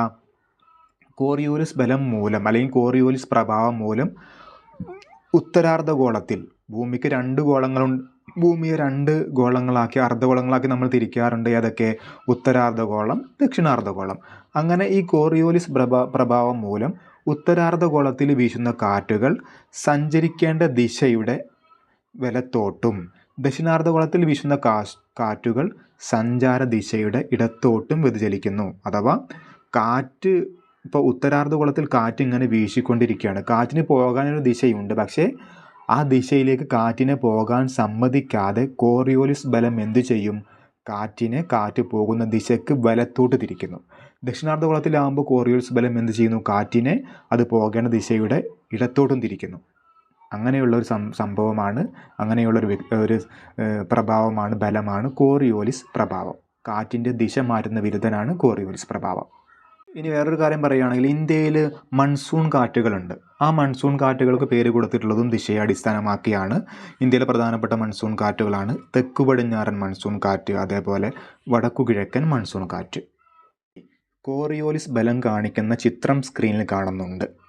അപ്പോൾ അതിൽ 2 അർദ്ധഗോളങ്ങളുണ്ട്. താഴെ ഭാഗത്താണ് ദക്ഷിണാർദ്ധഗോളം, മുകൾ ഭാഗത്തുള്ള അർദ്ധഗോളമാണ് ഉത്തരാർദ്ധഗോളം. അപ്പോൾ നമ്മൾ ആദ്യം മുകൾ ഭാഗത്തേക്ക് നോക്കുമ്പോൾ മുകൾ ഭാഗത്തെ അർദ്ധഗോളത്തിൽ കാറ്റ് വീശേണ്ടത് ആ ഡോട്ടിട്ട വര മുകളിലേക്ക് ഇങ്ങനെ നേരെ വീശേണ്ട കാറ്റാണ്. പക്ഷേ അവിടെ കോറിയോലിസ് ബലം വന്നിട്ട് കാറ്റിനെ എന്ത് ചെയ്യുന്നു? അത് ഏത് ദിശയിലേക്കാണോ പോകേണ്ടത് അതിൽ നിന്ന് വലതുഭാഗത്തോട്ട് വ്യതിചലിപ്പിക്കുന്നു, അല്ലെങ്കിൽ തെന്നി മാറ്റുന്നു, വഴിതിരിക്കുന്നു. ഇനി താഴെ ഭാഗത്തുള്ള ഭൂമിയുടെ മധ്യഭാഗത്ത് നിന്ന് താഴെ ഭാഗത്തുള്ള ദക്ഷിണാർദ്ധഗോളത്തിൽ കാറ്റുകൾ സഞ്ചരിക്കേണ്ട ചിത്രത്തിൽ കാണുന്നുണ്ട്. കാറ്റുകൾ സഞ്ചരിക്കേണ്ട ദിശയാണ് ആ ഡോട്ട് ഇട്ടുള്ള വര. എന്നാൽ ആ കാറ്റ് സഞ്ചരിക്കേണ്ട ദിശയെ കോറിയോലിസ് ബലം വന്നിട്ട് എന്ത് ചെയ്യുന്നു? ഇടത്തോട്ട് തിരിക്കുന്നു. അങ്ങനെ തിരിച്ച വരയാണ് നേരെയുള്ള കറുത്ത വരകൾ. ഡോട്ടില്ലാത്ത കറുത്ത വരകൾ കോറിയോലിസ് ബലം മൂലമുള്ള കാറ്റിൻ്റെ ദിശയും മറ്റേത് കോറിയോലിസ് ബലത്തിന് മുമ്പുള്ള കാറ്റിൻ്റെ ദിശയുമാണ്. അങ്ങനെ കാറ്റ് ധ്രുവപ്രദേശങ്ങളിൽ ഭൂമിയുടെ 2 ധ്രുവപ്രദേശങ്ങളിലെത്തുമ്പോൾ കാറ്റിന് വലിയൊരു സ്ഥാനം മാറുന്നു. വലിയ രീതിയിലൊരു പരമാവധി വ്യതിചലനം ഉണ്ടാകുന്നു. വശങ്ങളിലേക്ക് അങ്ങനെ ചെരിഞ്ഞങ്ങോട്ട് പോകും. അടുത്തത് കാറ്റിൻ്റെ വേഗതയെയും ശക്തിയെയും സ്വാധീനിക്കുന്ന ഘടകങ്ങളെക്കുറിച്ചാണ് പറയുന്നത്. 2 ഘടകങ്ങളാണ് കാറ്റിൻ്റെ വേഗതയെയും ശക്തിയെയും സ്വാധീനിക്കുന്നത്. ഒന്ന് മർദ്ദചെരിവ് ബലം, മറ്റൊന്ന് ഘർഷണ ബലം. മർദ്ദചെരിവ് ബലം എന്നാൽ തിരശ്ചീന തലത്തിൽ മർദ്ദത്തിൻ്റെ അളവിലുണ്ടാകുന്ന വ്യത്യാസമാണ് മർദ്ദചെരിവ്. തിരശ്ചീന തലം എന്ന് പറയുന്നത് നേരത്തെ പറഞ്ഞു, നമ്മുടെ വശങ്ങളിലേക്ക് കുത്തനെ മുകളിലേക്കല്ല, വശങ്ങളിലേക്ക് മർദ്ദത്തിൻ്റെ അളവിലുണ്ടാകുന്ന വ്യത്യാസമാണ് മർദ്ദചെരിവ്. മർദ്ദവ്യത്യാസം മൂലം ഉച്ചമർദ്ദ മേഖലകളിൽ നിന്നും ന്യൂനമർദ്ദ മേഖലകളിലേക്ക് വായുവിൻ്റെ ചലനം സാധ്യമാക്കുന്ന ബലമാണ് മർദ്ദചെരിവ് ബലം. അഥവാ മർദ്ദം കൂടിയ മേഖലകളിൽ നിന്നും മർദ്ദം കുറഞ്ഞ മേഖലകളിലേക്ക് വായുവിൻ്റെ ചലനം അഥവാ സഞ്ചാരം സാധ്യമാക്കുന്ന ബലത്തെ നമ്മൾ മർദ്ദചെരിവ് ബലം എന്ന് വിളിക്കുന്നു. അടുത്തടുത്ത 2 സ്ഥലങ്ങൾ തമ്മിൽ കാര്യമായ മർദ്ദവ്യത്യാസമുള്ളതെങ്കിൽ അവിടെ മർദ്ദചെരിവ് കൂടുതലാണെന്ന് നമുക്ക് പറയാം. എന്നാൽ മർദ്ദത്തിൽ കാര്യമായ വ്യത്യാസങ്ങളൊന്നുമില്ല എങ്കിൽ, അടുത്ത പ്രദേശങ്ങൾ തമ്മിൽ മർദ്ദത്തിൽ ചെറിയ ചെറിയ വ്യത്യാസങ്ങളേ ഉള്ളൂവെങ്കിൽ അവിടെ മർദ്ദചെരിവ് കുറവെന്നും കണക്കാക്കുന്നു. മർദ്ദചെരിവ് കൂടിയ മർദ്ദചെരിവ് കൂടിയ പ്രദേശങ്ങളിൽ കാറ്റ് ശക്തമായിരിക്കും. ഇനി ഘർഷണബലം കുന്നുകൾ, മലകൾ, വനങ്ങൾ, മനുഷ്യനിർമ്മിതികളായ കെട്ടിടങ്ങൾ തുടങ്ങിയവ ഉയർത്തുന്ന ഘർഷണം കാറ്റിൻ്റെ സുഗമമായ സഞ്ചാരത്തെ തടസ്സപ്പെടുന്നു. സിമ്പിളായൊരു കാര്യമാണ്. കാറ്റ് വീശുമ്പോൾ ആ കാറ്റിന് തടസ്സമായി കുന്നുകളും മലകളും കാടുകളും മനുഷ്യൻ്റെ ബിൽഡിങ്ങുകളൊക്കെ വന്നു കഴിഞ്ഞാൽ കാറ്റിന് അവിടെ ഒരു ബ്രേക്ക് ഇടേണ്ടി വരുന്നു, തട്ടിത്തടവുണ്ടാകുന്നു. അപ്പോൾ അത് കാറ്റിൻ്റെ സഞ്ചാരത്തിന് വേഗത സ്ലോവാക്കുന്നു. അതാണ് ഘർഷണം. കുന്നുകളും മലകളും വനങ്ങളും ഒക്കെ മനുഷ്യൻ്റെ ബിൽഡിങ്ങുകളൊക്കെ ഉയർത്തുന്നതാണ് ഘർഷണം എന്ന് പറയുന്ന ആ ബലം, ഘർഷണ ബലം. ഇനി ഒരു ചോദ്യമാണ്. 2 ചിത്രങ്ങൾ തന്നിട്ടുണ്ട്. ഏത് ചിത്രത്തിലാണ് കാറ്റിൻ്റെ വേഗത കൂടുതൽ? ഉത്തരം എച്ച്. ചിത്രം 2ലാണ് കാറ്റിൻ്റെ വേഗത കൂടുതൽ. കാരണം ചിത്രം 2ൽ മർദ്ദചെരിവ് കൂടുതലാണ്. കാരണം ഓരോ അടുത്തടുത്ത പ്രദേശങ്ങൾ തമ്മിലും പെട്ടെന്ന് മർദ്ദത്തിൻ്റെ അളവിൽ മാറ്റം വരുന്നുണ്ട്. 998 കഴിഞ്ഞാൽ 1000 ഉടനാകുന്നു, 1000 കഴിഞ്ഞാൽ 1002 ഉടനാകുന്നു. അപ്പോൾ അടുത്തടുത്ത പ്രദേശങ്ങളിൽ മർദ്ദത്തിൻ്റെ ചെരിവ് കൂടിക്കൂടി വരുന്നു. അതുകൊണ്ട് തന്നെ കാര്യമായ വ്യത്യാസങ്ങളുടെ അവിടെ കാറ്റിന് ശക്തി കൂടും. എന്നാൽ ഒന്നാമത്തെ ചിത്രത്തിൽ വളരെ ദൂരം പോയാൽ മാത്രമേ മർദ്ദത്തിൽ വ്യത്യാസം വരുന്നുള്ളൂ. അതുകൊണ്ട് അവിടെ കാറ്റിൻ്റെ വേഗത കുറയും. അടുത്തതായി, എന്താണ് അനിമോമീറ്ററും വിൻഡ് വൈനും? ചിത്രം കൊടുത്തിട്ടുണ്ട്. അനിമോമീറ്ററും വിൻഡ് വൈനും കൂടി ചേർന്ന ഒരു ചിത്രമാണത്. കാറ്റിൻ്റെ വേഗത അളക്കുന്ന ഉപകരണമാണ് അനിമോമീറ്റർ, അഥവാ ചിത്രത്തിൻ്റെ മുകൾ ഭാഗമാണ് അനിമോമീറ്റർ. മണിക്കൂറിൽ എത്ര കിലോമീറ്ററിൽ വേഗതയിലാണ് കാറ്റ് വീശുന്നു എന്ന് നമുക്ക് ഈ അനിമോമീറ്റർ ഉപയോഗിച്ചുകൊണ്ട് മനസ്സിലാക്കാം. എന്നാൽ കാറ്റിൻ്റെ ദിശ സൂചിപ്പിക്കുന്ന ഉപകരണമാണ് വിൻഡ് വൈൻ. അതാണ് ചിത്രത്തിൻ്റെ താഴെ ഭാഗത്ത്. ഇനി വിവിധ തരം കാറ്റുകൾ ഏതെല്ലാമാണ്? കാറ്റുകളെ പ്രധാനമായും 4ആയി തിരിച്ചിരിക്കുന്നു. സ്ഥിരവാദങ്ങൾ, കാലികവാദങ്ങൾ, പ്രാദേശികവാദങ്ങൾ, അസ്ഥിരവാദങ്ങൾ. ഇതിനെ ഓരോന്നിനെക്കുറിച്ച് നമുക്ക് പരിചയപ്പെടാം. ഒന്നാമതായി സ്ഥിരവാദങ്ങൾ. വർഷം മുഴുവൻ ഒരു നിശ്ചിത ദിശയിൽ സ്ഥിരമായി വീശുന്ന കാറ്റുകളാണ് സ്ഥിരവാദങ്ങൾ. സ്ഥിരമായ ദിശയിൽ സ്ഥിരമായി വീശുന്ന കാറ്റുകളാണ് സ്ഥിരവാദങ്ങൾ. ഇതിനെ വേറെ 2 പേരുകളിലും വിളിക്കാറുണ്ട്. നിരന്തരവാദങ്ങൾ, അതുപോലെ ആഗോളവാദങ്ങൾ എന്ന പേരിലും വിളിക്കാറുണ്ട്. ഈ കാറ്റുകൾ വീശുന്നത് ആഗോള മർദ്ദ മേഖലകൾക്കിടയിലാണ്. പ്രധാനപ്പെട്ട സ്ഥിരവാദങ്ങളാണ്, അതിൻ്റെ പേരുകളാണ്: ഒന്ന് വാണിജ്യവാദങ്ങൾ, മറ്റൊന്ന് പശ്ചിമവാദങ്ങൾ, മറ്റൊന്ന് ധ്രുവീയവാദങ്ങൾ. ഇനി നമുക്ക് ചിത്രം നോക്കിയിട്ട് ഒരു മാപ്പ് തന്നിട്ടുണ്ട്. കാറ്റുകളുടെ ദിശ കാണിക്കുന്ന മാപ്പും കാറ്റുകളുടെ പേരടങ്ങിയ ഒരു മാപ്പുണ്ട്. ആ മാപ്പിൻ്റെ നമ്മൾ ആ കാറ്റുകൾ വീശുന്നത് ഏതൊക്കെ മർദ്ദ മേഖലകൾക്കിടയിലാണ് എന്ന് കണ്ടെത്തണം. അതിനുവേണ്ടി നമുക്ക് മർദ്ദ മേഖലകളടങ്ങിയ ആ ചിത്രം കൂടി ഉപയോഗപ്പെടുത്തണം. അപ്പോൾ നമുക്ക് നോക്കിയിട്ട് മനസ്സിലാക്കാം. ഒന്നാമത്തെ സ്ഥിരവാദങ്ങളിൽപ്പെട്ട ഒരു കാറ്റാണ് ഒരു വാണിജ്യവാദങ്ങൾ. വാണിജ്യവാദങ്ങൾ വീശുന്ന മർദ്ദ മേഖലകൾ എന്ന് പറയുന്നത് ഉപോഷ്ണ ഉച്ചമർദ്ദ മേഖലയിൽ നിന്ന് മധ്യരേഖ ന്യൂനമർദ്ദ മേഖലയിലേക്ക്. ഇനി പശ്ചിമവാദങ്ങൾ എന്ന് പറയുന്നത് വീശുന്നത് ഉപോഷ്ണ ഉച്ചമർദ്ദ മേഖലയിൽ നിന്ന് ഉപധ്രുവീയ ന്യൂനമർദ്ദ മേഖലയിലേക്ക്. ഈ മേഖലയിലൊക്കെ ചിത്രം നോക്കിയാൽ മനസ്സിലാകും. മൂന്നാമത്തത് ധ്രുവീയവാദങ്ങൾ. ധ്രുവീയവാദങ്ങൾ വീശുന്നത് ധ്രുവീയ ഉച്ചമർദ്ദ മേഖലയിൽ നിന്ന് ഉപധ്രുവീയ ന്യൂനമർദ്ദ മേഖലയിലേക്ക്. ഈ 2 ചോദ്യമാണ്. ഒന്നാമത്തെ ചോദ്യം: വാണിജ്യവാദങ്ങൾ ഉത്തരാർദ്ധഗോളത്തിൽ വടക്കുകിഴക്കൻ കാറ്റുകളായും ദക്ഷിണാർദ്ധഗോളത്തിൽ തെക്കുകിഴക്കൻ കാറ്റുകളായും വീശുന്നു. കാരണമെന്ത്? അതിന് കാരണം നമ്മൾ നേരത്തെ പറഞ്ഞു.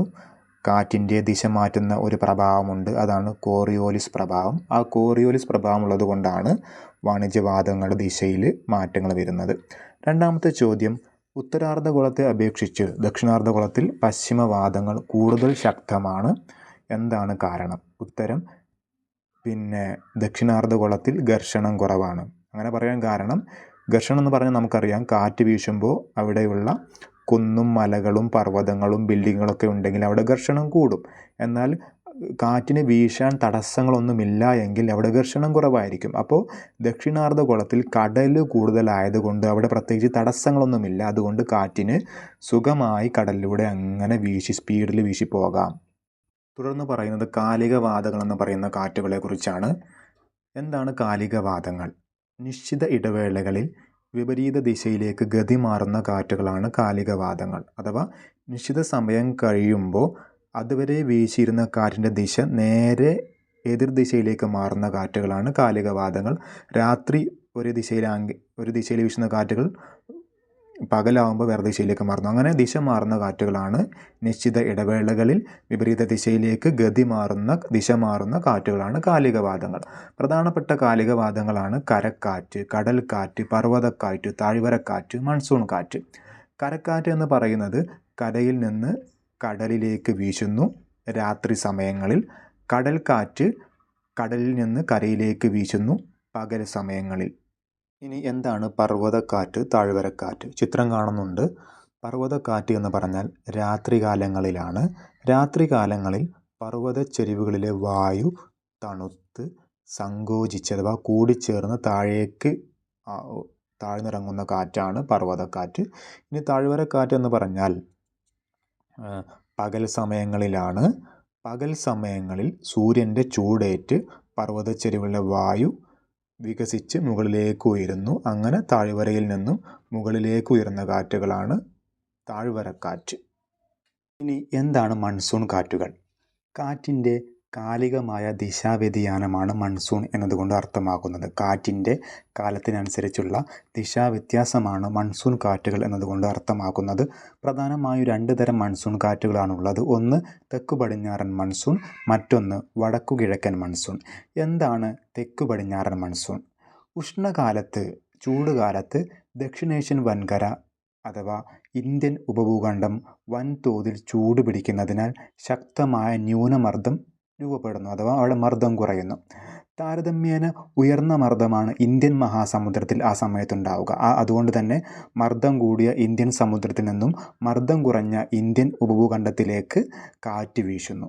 ഈ വീശുന്ന കാറ്റിൻ്റെ ദിശ കോറിയോലിസ് പ്രഭാവം മൂലം മാറുകയും അത് തെക്ക് പടിഞ്ഞാറ് നിന്ന് വീശുന്ന ഈ കാറ്റുകളായി തെക്ക് പടിഞ്ഞാറൻ കാറ്റുകളായി മാറുകയും ചെയ്യുന്നു. അങ്ങനെ കരയിലേക്ക് പ്രവേശിക്കുന്നു. ഇതുമൂലം പലയിടങ്ങളിലും ശക്തമായ മഴയും ലഭിക്കാറുണ്ട്. ഇനി എന്താണ് വടക്കുകിഴക്കൻ മൺസൂൺ കാറ്റുകൾ? ശൈത്യകാലത്ത് ദക്ഷിണേഷ്യ ഉൾപ്പെടുന്ന ഉത്തര വൻകര ഭാഗങ്ങൾ കൊടും ശൈത്യത്തിൻ്റെ പിടിയിലാകുന്നു, അഥവാ തണുപ്പ് അവിടെ കൂടുന്നു. അങ്ങനെ തണുപ്പ് കൂടുമ്പോൾ ഉത്തരേന്ത്യക്ക് മുകളിൽ, ഇന്ത്യയുടെ മുകൾ ഭാഗത്ത് ഉത്തരേന്ത്യ, ആ ഉത്തരേന്ത്യക്ക് മുകളിൽ ആ ഭാഗങ്ങളിൽ മർദ്ദം കൂടുതലായി അനുഭവപ്പെടുന്നു. അങ്ങനെ ഉത്തരേന്ത്യയിൽ മർദ്ദം കൂടുമ്പോൾ മർദ്ദം കുറഞ്ഞ ഇന്ത്യയുടെ താഴെ ഭാഗങ്ങളിലേക്ക് കാറ്റ് വീശുന്നതിന് അത് കാരണമാകുന്നു. അത് കരയിൽ നിന്നും ഇന്ത്യൻ സമുദ്രത്തിലേക്ക് വടക്കു കിഴക്ക് ദിശയിൽ നിന്നും തുടർച്ചയായി കാറ്റ് വീശാൻ കാരണമാകുന്നു. ഈ കാറ്റുകളാണ് വടക്കു കിഴക്കൻ മൺസൂൺ കാറ്റുകൾ. പൊതുവെ ഈ കാറ്റ് ഈർപ്പരഹിതമാണ്. അപ്പോൾ വടക്കു കിഴക്കൻ മൺസൂൺ കാറ്റുകളുണ്ട്, അതുപോലെ തെക്കു പടിഞ്ഞാറൻ മൺസൂൺ കാറ്റുകളുമുണ്ട്. തെക്കു പടിഞ്ഞാറൻ മൺസൂൺ കാറ്റിൻ്റെ ചിത്രമാണ് ഒന്നാമത്തെ ചിത്രം. രണ്ടാമത്തെ ചിത്രം വടക്കു കിഴക്കൻ മൺസൂൺ കാറ്റിൻ്റെ ചിത്രമാണ്. അപ്പോൾ ഒന്നാമത്തെ ചിത്രത്തിൽ കാറ്റ് വീശുന്നത് കടലിൽ നിന്ന് ഇന്ത്യയുടെ ഭാഗങ്ങളിലേക്കാണ്. രണ്ടാമത്തെ ചിത്രത്തിൽ കാറ്റ് വീശുന്നത് ഇന്ത്യയുടെ മുകൾ ഭാഗത്തു നിന്ന് കടലിൻ്റെ ആ ഭാഗങ്ങളിലേക്കൊക്കെയാണ് കാറ്റ് വീശുന്നത്. അപ്പോൾ ഒന്നാമത്തെ കാറ്റിന് തെക്ക് പടിഞ്ഞാറൻ മൺസൂൺ എന്നും രണ്ടാമത്തെ കാറ്റിന് വടക്ക് കിഴക്കൻ മൺസൂൺ എന്നാണ് ചിത്രത്തിന് പേര് നൽകിയിട്ടുള്ളത്. നമ്മൾ പറഞ്ഞു കാറ്റിന് പേര് നൽകുക ഏത് ദിശയിൽ നിന്നാണോ വീശി തുടങ്ങുക എന്നതിൻ്റെ അടിസ്ഥാനത്തിലാണ്. അപ്പോൾ ഒന്നാമത്തെ ചിത്രത്തിൽ തെക്കു പടിഞ്ഞാറ് ദിശയിൽ നിന്നാണ് കാറ്റ് വീശി തുടങ്ങുന്നത്, അതുകൊണ്ട് അതിനെ തെക്കു പടിഞ്ഞാറൻ മൺസൂൺ എന്ന് വിളിക്കുന്നു. രണ്ടാമത്തെ ചിത്രത്തിൽ വടക്കു കിഴക്കൻ മേഖലയിൽ നിന്നാണ് കാറ്റ് വീശി തുടങ്ങുന്നത്, അതുകൊണ്ട് അതിനെ വടക്കു കിഴക്കൻ മൺസൂൺ എന്ന പേരിലും വിളിക്കുന്നു. ഈ അടുത്ത ഒരു തരം കാറ്റുകളാണ് പ്രാദേശികവാദങ്ങൾ. ലോകത്തിൻ്റെ പല ഭാഗങ്ങളിലും പ്രാദേശികമായ താപമർദ്ദ വ്യതിയാനങ്ങൾ മൂലം, താപത്തിലും മർദ്ദത്തിലുമുള്ള വ്യത്യാസങ്ങൾ മൂലം ഉണ്ടാകുന്ന കാറ്റുകളാണ് പ്രാദേശികവാദങ്ങൾ. ലോകത്തിൻ്റെ പല പ്രദേശങ്ങളിലാണ് ഇത് സംഭവിക്കുന്നത്. അവിടെയുള്ള ചൂടിൻ്റെയും മർദ്ദത്തിൻ്റെയും ഏറ്റക്കുറച്ചിൽ മൂലമാണ് പ്രാദേശികവാദങ്ങൾ ഉണ്ടാകുന്നത്. ഈ പ്രാദേശികവാദങ്ങൾ ഏറെയും കാലികമാണ്, വ്യത്യസ്ത കാലങ്ങളിലാണ് അനുഭവപ്പെടുന്നത്. പ്രാദേശിക നാമങ്ങളിലാണ് ഈ കാറ്റുകൾക്ക് പേര് നൽകുന്നത്. ആ പ്രദേശത്തെ പേരുകളിലാണ് ഈ കാറ്റുകൾ അറിയപ്പെടുന്നത്. പ്രധാനപ്പെട്ട പ്രാദേശിക വാദങ്ങൾ ഏതാണ്, അത് വീശുന്ന പ്രദേശം ഏതാണ്, അതിൻ്റെ സവിശേഷത എന്താ നമുക്ക് നോക്കാം. പ്രധാനപ്പെട്ട ഒരു പ്രാദേശിക വാദമാണ് ലൂ. അത് ഉത്തരേന്ത്യൻ സമതലത്തിൽ വീശുന്നു. ഇന്ത്യയുടെ മുകൾ ഭാഗത്തുള്ള പ്രദേശങ്ങൾക്കാണ് ഉത്തരേന്ത്യൻ സമതലം എന്ന് പറയുക. അവിടെ വീശുന്നു. ഇതൊരു ഉഷ്ണക്കാറ്റാണ്. ഇനി ചിനുക്ക് വടക്കേ അമേരിക്കയിലെ റോക്കി പർവ്വതച്ചെരിവിൽ വീശുന്ന കാറ്റാണ്. ഇത് വരണ്ട ഉഷ്ണക്കാറ്റാണ്. ഫോൻ എന്ന് പറയുന്നത് മറ്റൊരു പ്രാദേശിക വാദമാണ്. ഇത് യൂറോപ്പിലെ ആൽപ്സ് പർവ്വതച്ചെരിവിലാണ് വീശുന്നത്. ഇതും വരണ്ട ഉഷ്ണക്കാറ്റാണ്. ഹർമാറ്റൻ എന്ന് പറയുന്ന മറ്റൊരു പ്രാദേശിക വാദമുണ്ട്. ഇത് ആഫ്രിക്കയിലാണ് വീശുന്നത്. ഇത് അവിടുത്തെ ആഫ്രിക്കയിലെ സഹാറ മരുഭൂമിയിലാണ് വീശുന്നത്. ഈ കാറ്റ് മൂലം ആഫ്രിക്കയിലെ സഹാറ മരുഭൂമിയിലെ കൊടും ചൂടിന് കുറവ് ലഭിക്കുന്നു. കാറ്റിനെ നമ്മൾ 4ആയി തരംതിരിച്ചിട്ടുണ്ടായിരുന്നു. അതിൽ 4ാമത്തെ കാറ്റാണ് അസ്ഥിരവാദങ്ങൾ. എന്താണ് അസ്ഥിരവാദങ്ങൾ? ഹ്രസ്വകാലം മാത്രം നിലനിൽക്കുന്നതും ശക്തിയോ ദിശയോ മുൻകൂട്ടി പ്രവചിക്കാനാകാത്തതുമായ കാറ്റുകളാണ് അസ്ഥിരവാദങ്ങൾ. അഥവാ ഹ്രസ്വകാലം, വളരെ കുറഞ്ഞ കാലം മാത്രം നിലനിൽക്കുന്നു. ഇതിൻ്റെ ശക്തി എങ്ങനെയാണ്, ഇത് എവിടെ നിന്ന് എങ്ങോട്ടാണ് വീശുന്നത് എന്നൊന്നും നമുക്ക് പ്രവചിക്കാൻ സാധ്യമല്ല. അസ്ഥിരവാദങ്ങൾക്ക് ഉദാഹരണമാണ് ചക്രവാതങ്ങൾ, അതുപോലെ പ്രതിചക്രവാതങ്ങൾ. ചക്രവാതങ്ങൾ 2 തരമുണ്ട്. ഉഷ്ണമേഖലാ ചക്രവാതങ്ങളും മിതോഷ്ണ മേഖലാ ചക്രവാതങ്ങളും. ഇനി ചക്രവാതം എന്ന് കേൾക്കുമ്പോൾ നിങ്ങൾ ഭയപ്പെടേണ്ട ആവശ്യമില്ല. ഇതിന് നമുക്ക് ചുഴലിക്കാറ്റ് എന്ന് വിളിക്കാം. നമ്മൾ സാധാരണ ഇതിന് പകരം ഉപയോഗിക്കുന്ന വാക്കാണ് ചുഴലിക്കാറ്റ്. ഇനി ചക്രവാതങ്ങളെക്കുറിച്ച് അഥവാ ചുഴലിക്കാറ്റുകളെക്കുറിച്ച് നമുക്ക് കൂടുതലായി പരിചയപ്പെടാം. ന്യൂനമർദ്ദ കേന്ദ്രങ്ങളിലേക്ക് ചുറ്റുപാടുകളിൽ നിന്നും ശക്തമായി കാറ്റ് വീശുന്ന വ്യവസ്ഥകളാണ് ചക്രവാതങ്ങൾ. ന്യൂനമർദ്ദ കേന്ദ്രം എന്ന് പറഞ്ഞാൽ എന്താണ്? മർദ്ദം കുറഞ്ഞ പ്രദേശമാണ് ന്യൂനമർദ്ദം. ആ പ്രദേശങ്ങളിലേക്ക് ചുറ്റുമുള്ള പ്രദേശങ്ങളിൽ നിന്നും ശക്തമായി കാറ്റ് ചുഴറ്റി വീശുന്ന വ്യവസ്ഥകളാണ് ചക്രവാതങ്ങൾ. വട്ടത്തിൽ കറങ്ങിയിട്ടാണ് അവിടെ കാറ്റ് വീശുന്നത്. അതാണ് ചുഴലി എന്നൊക്കെ പറയുക, ചുഴലിക്കാറ്റ് എന്നൊക്കെ നമ്മൾ പറയാറുള്ളത്. ചക്രത്തിൻ്റെ രൂപത്തിൽ ചക്രം, അതാണ് ഈ പേരിന് ചക്രവാതം എന്ന് പറയാൻ കാരണം. ചക്രം കറങ്ങുന്ന പോലെ കാറ്റ് വീശുന്നത് കൊണ്ടാണ് ചക്രവാതം. വാദം എന്ന് പറഞ്ഞാൽ കാറ്റ് എന്നർത്ഥം. ഇനി 2ാമത്തെ പോയിന്റ്, ഉഷ്ണമേഖലയിൽ രൂപം കൊള്ളുന്ന ചക്രവാതങ്ങൾക്ക് അഥവാ ചുഴലിക്കാറ്റുകൾക്ക് മിതോഷ്ണ മേഖലാ ചക്രവാതങ്ങളെ അപേക്ഷിച്ച് വ്യാപ്തി കുറവാണെങ്കിലും കൂടുതൽ പ്രദേശത്തൊന്നും കാറ്റുണ്ടാവില്ല, പക്ഷേ കൂടുതൽ വിനാശകാരികളാണ്. ഭയങ്കര ശക്തമായിരിക്കും ആ കാറ്റ്, അപകടമുണ്ടാക്കാൻ സാധ്യതയുണ്ട്. മറ്റൊരു പോയിന്റ്, ഉഷ്ണമേഖലയിലെ സമുദ്രങ്ങൾക്ക് മുകളിലാണ് ഉഷ്ണമേഖലാ ചക്രവാതങ്ങൾ രൂപം കൊള്ളുന്നത്. അപ്പോൾ ഉഷ്ണമേഖല ചക്രവാതങ്ങൾ രൂപം കൊള്ളുന്നത് സമുദ്രങ്ങൾക്ക് മുകളിലാണ്.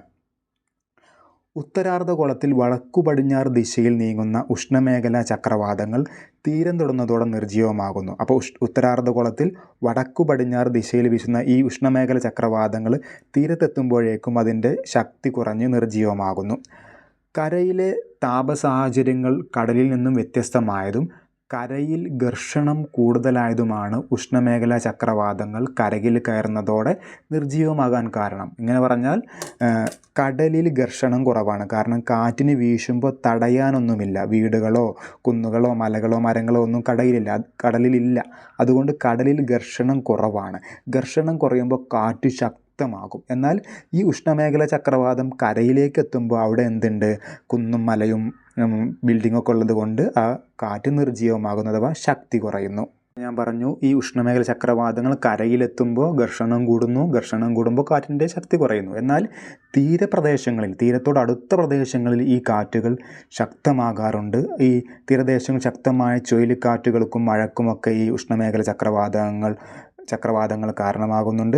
ഉഷ്ണമേഖല ചക്രവാതങ്ങളെ ലോകത്തിൻ്റെ പല പ്രദേശങ്ങളിലും വിവിധ പേരുകളിൽ വിളിക്കാറുണ്ട്. ആ പേരുകളാണ് ഹരിക്കെയിൻസ്, ടൈഫൂൺസ്, വില്ലീസ്, അതേപോലെ ടൊർണാഡോ. ഈ പേരുകളിലൊക്കെയാണ് ഉഷ്ണമേഖല ചക്രവാതങ്ങൾ ലോകത്തിൻ്റെ പല ഭാഗങ്ങളിലും അറിയപ്പെടുന്നത്. ചക്രവാതങ്ങളിൽപ്പെട്ട മറ്റൊന്നാണ് മിതോഷ്ണ മേഖല ചക്രവാതങ്ങൾ. നമ്മൾ ഉഷ്ണമേഖല ചക്രവാതങ്ങളെക്കുറിച്ച് പറഞ്ഞു. ഇനി മിതോഷ്ണ മേഖല ചക്രവാതങ്ങൾ. മിതോഷ്ണ മേഖലയിൽ ഉഷ്ണവായുവും ശീതവായുവും ചൂടുള്ള വായുവും തണുത്ത വായുവും സന്ധിക്കുന്ന വാതമുഖങ്ങളിലാണ് മിതോഷ്ണ ചക്രവാതങ്ങൾ ജന്മമെടുക്കുന്നത്. അപ്പോൾ ചൂടുള്ള വായുവും തണുത്ത വായുവും കൂട്ടിമുട്ടുന്ന സ്ഥലങ്ങളിലാണ് മിതോഷ്ണ മേഖല ചക്രവാതങ്ങൾ ഉണ്ടാകുന്നത്. ഇത് ഉഷ്ണമേഖല ചക്രവാതങ്ങളെ അപേക്ഷിച്ച്, നേരത്തെ പറഞ്ഞ കാറ്റിനെ അപേക്ഷിച്ച് മിതോഷ്ണ ചക്രവാതങ്ങളുടെ വ്യാപ്തി കൂടുതലാണ്. കൂടുതൽ പ്രദേശങ്ങളിലേക്ക് ഈ കാറ്റ് വീശും, പക്ഷേ ഇത് വിനാശകാരികളല്ല, അത്ര ശക്തിയില്ല, അപകടം ഉണ്ടാകില്ല. അടുത്ത പോയിന്റ്, ഉഷ്ണമേഖല ചക്രവാതങ്ങളിൽ നിന്നും വ്യത്യസ്തമായി ഇത്തരം ന്യൂനമർദ്ദ വ്യവസ്ഥകൾക്ക് വൻകരകൾക്ക് മുകളിലൂടെയും നീങ്ങാൻ കഴിയുന്നു. കാരണം ഇത് കുറച്ച് വ്യാപ്തി കൂടുതലാണ്, കൂടുതൽ പ്രദേശങ്ങളിലേക്ക് വ്യാപിക്കുന്നത് കൊണ്ട് വൻകരകൾക്ക് മുകളിലൂടെയൊക്കെ ഇത് സഞ്ചരിക്കുമെന്നാണ് പറയുന്നത്. നേരെ മറിച്ച് ഉഷ്ണമേഖല ചക്രവാതങ്ങൾ എന്തായിരുന്നു? വ്യാപ്തി കുറവാണ്, കുറച്ച് പ്രദേശത്തെ വീശുള്ളൂ, പക്ഷേ വീശുന്ന സ്ഥലങ്ങൾ ശക്തമായ അപകടങ്ങൾ ഉണ്ടാക്കും, വിനാശകാരികളായിരിക്കും. ഇനി ചക്രവാതങ്ങളുടെ ദിശയാണ് കാണിക്കുന്നത്. ഒന്നാമത്തെ ചിത്രം ഉത്തരാർദ്ധഗോളത്തിലെ ചക്രവാതത്തിൻ്റെ ദിശയാണ്. രണ്ടാമത്തെ ചിത്രം ദക്ഷിണാർദ്ധഗോളത്തിലെ ചക്രവാതത്തിൻ്റെ ദിശയാണ്. അപ്പോൾ ഒന്നാമത്തെ ചിത്രം ഉത്തരാർദ്ധഗോളമാണ്. ഉത്തരാർദ്ധഗോളത്തിൽ എങ്ങനെയാണ് കാറ്റ്? എതിർ ഘടികാര ദിശ, ക്ലോക്ക് സഞ്ചരിക്കുന്ന ദിശയുടെ എതിർ ദിശയിലാണ് ഉത്തരാർദ്ധഗോളത്തിൽ ചക്രവാതത്തിൻ്റെ ദിശ. എന്നാൽ ദക്ഷിണാർദ്ധഗോളത്തിൽ ചക്രവാതത്തിൻ്റെ ദിശ എങ്ങനെയാണ്? ഘടികാര ദിശ, ക്ലോക്കിൽ സൂചി എങ്ങനെയാണോ സഞ്ചരിക്കുന്നത് അതുപോലെയാണ് ദക്ഷിണാർദ്ധഗോളത്തിൽ ചക്രവാതം സഞ്ചരിക്കുന്നത്. അപ്പോൾ നമ്മൾ ചക്രവാതം പറഞ്ഞു. ചക്രവാതത്തിൽ കാറ്റുകൾ വീശുന്നത് എങ്ങോട്ടാണ്? ഒരു സെൻറ്റർ ഭാഗത്തേക്കാണ്, മധ്യഭാഗത്തേക്കാണ്. ഇനി നമ്മൾ പറയുന്നത് പ്രതിചക്രവാതം. പ്രതിചക്രവാതം എന്ന് പറഞ്ഞാൽ ഉച്ചമർദ്ദ കേന്ദ്രങ്ങളിൽ നിന്നും പുറത്തേക്ക് കാറ്റ് ചുഴറ്റി വീശുന്ന വ്യവസ്ഥകളാണ് പ്രതിചക്രവാതങ്ങൾ. അഥവാ സെൻറ്റർ ഭാഗത്ത് നിന്നും പുറത്തേക്കാണ് ഇവിടെ കാറ്റുകൾ വീശുന്നത്. സെൻറ്റർ ഭാഗത്താണ് മർദ്ദം കൂടുതൽ, അപ്പോൾ മർദ്ദം കുറഞ്ഞ പുറം ഭാഗങ്ങളിലേക്കാണ് കാറ്റ് വീശുന്നത്. അപ്പോൾ മധ്യത്തിലുള്ള ഉച്ചമർദ്ദ പ്രദേശത്തു നിന്നും പുറം ഭാഗങ്ങളിലേക്ക് കാറ്റ് വീശുന്നതാണ് പ്രതിചക്രവാതങ്ങൾ. ഇത് കാര്യമായ അന്തരീക്ഷ പ്രക്ഷുബ്ധതകൾ സൃഷ്ടിക്കാറില്ല, കാര്യമായ അന്തരീക്ഷ പ്രശ്നങ്ങളും അപകടങ്ങളും ഒന്നും സൃഷ്ടിക്കാറില്ല. അടുത്ത പോയിന്റ്, ഇത് ഉത്തരാർദ്ധഗോളത്തിൽ ഘടികാര ദിശയിലാണ്, ക്ലോക്കിൻ്റെ ദിശയിലാണ് സഞ്ചാരം. അതുപോലെ ദക്ഷിണാർദ്ധഗോളത്തിൽ ഇതിൻ്റെ ദിശ എതിർ ഘടികാരവുമാണ്. നേരത്തതിൻ്റെ നേരെ ഓപ്പോസിറ്റാണ് ഇത്. നമ്മൾ ഇതുവരെ താപനില, കാറ്റ്, മർദ്ദം തുടങ്ങിയവയെക്കുറിച്ചൊക്കെ പറഞ്ഞു. ഇനി പറയുന്നത് അന്തരീക്ഷ ആർദ്രതയെക്കുറിച്ചാണ്. അന്തരീക്ഷ ആർദ്രത എന്ന് പറഞ്ഞാൽ അന്തരീക്ഷത്തിൽ അദൃശ്യമായി നിലകൊള്ളുന്ന ജലാംശത്തെയാണ് അന്തരീക്ഷ ആർദ്രത എന്ന് പറയുന്നത്. നമുക്കറിയാം ജലം ചൂടാകുമ്പോൾ അത് നീരാവിയായി ഉയർന്നു പോകും. ഇങ്ങനെ ജലം നീരാവിയായി ഉയർന്നു പോകുന്ന പ്രക്രിയയെ നമ്മൾ ബാഷ്പീകരണം എന്നൊക്കെ വിളിക്കാറുണ്ട്. ഇങ്ങനെ ഉയർന്നു പോകുന്ന നീരാവി അന്തരീക്ഷത്തിൽ തങ്ങി നിൽക്കുന്നു. അങ്ങനെ അന്തരീക്ഷത്തിൽ നമ്മൾ കാണാതെ അദൃശ്യമായി നിലകൊള്ളുന്ന ജലാംശമാണ് അന്തരീക്ഷ ആർദ്രത. ഇനി എന്താണ് കേവല ആർദ്രത എന്നുള്ളത്?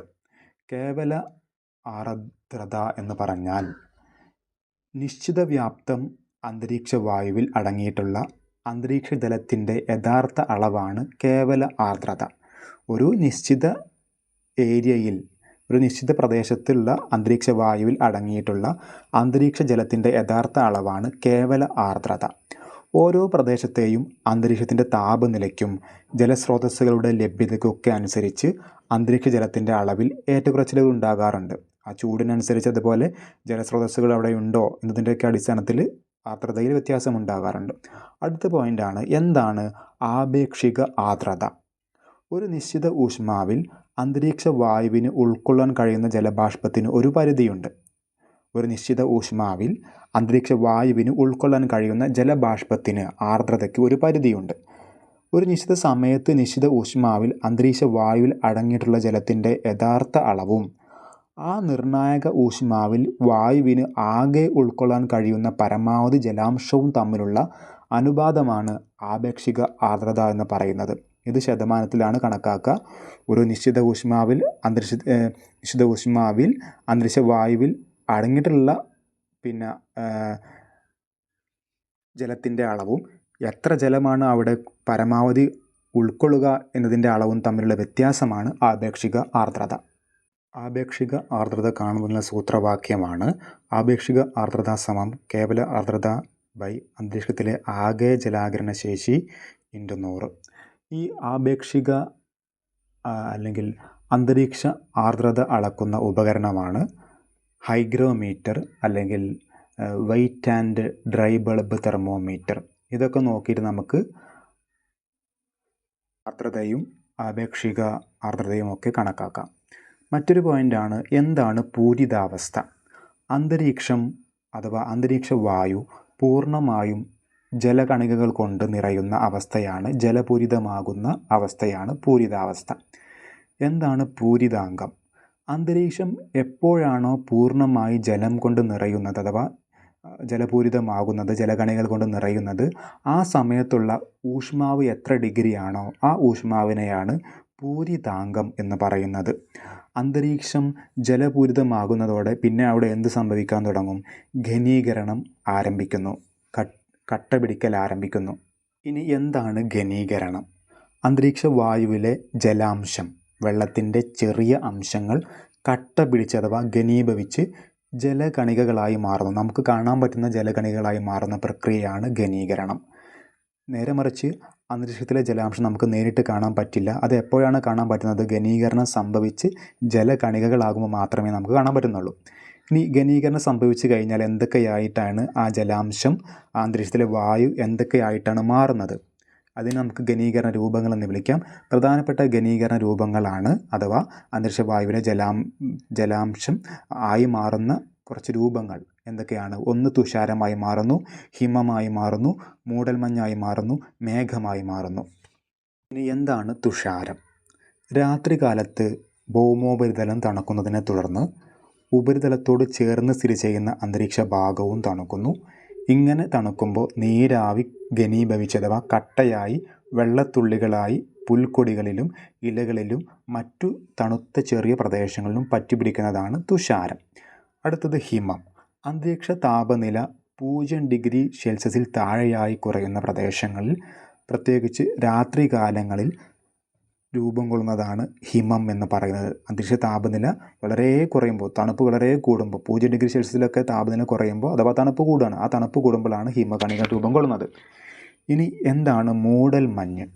അന്തരീക്ഷം തണുക്കുമ്പോൾ നീരാവി ഘനീഭവിച്ച് നേർത്ത ജലകണികകളായി അന്തരീക്ഷത്തിൽ തന്നെ തങ്ങി നിൽക്കുന്നു. നേരത്തേത് ഇലകളിലും ചെടികളിലൊക്കെയാണ് തങ്ങി നിന്നതെങ്കിൽ നീരാവി തണുത്ത് കട്ട പിടിച്ച് ജലകണികകളായി അന്തരീക്ഷത്തിൽ തന്നെ തങ്ങി നിൽക്കും. അങ്ങനെയാവുമ്പോൾ അന്തരീക്ഷത്തിലെ താഴ്ന്ന പ്രദേശങ്ങളിലെ പൊടിപടലങ്ങളൊക്കെ കേന്ദ്രീകരിച്ച് നടക്കും.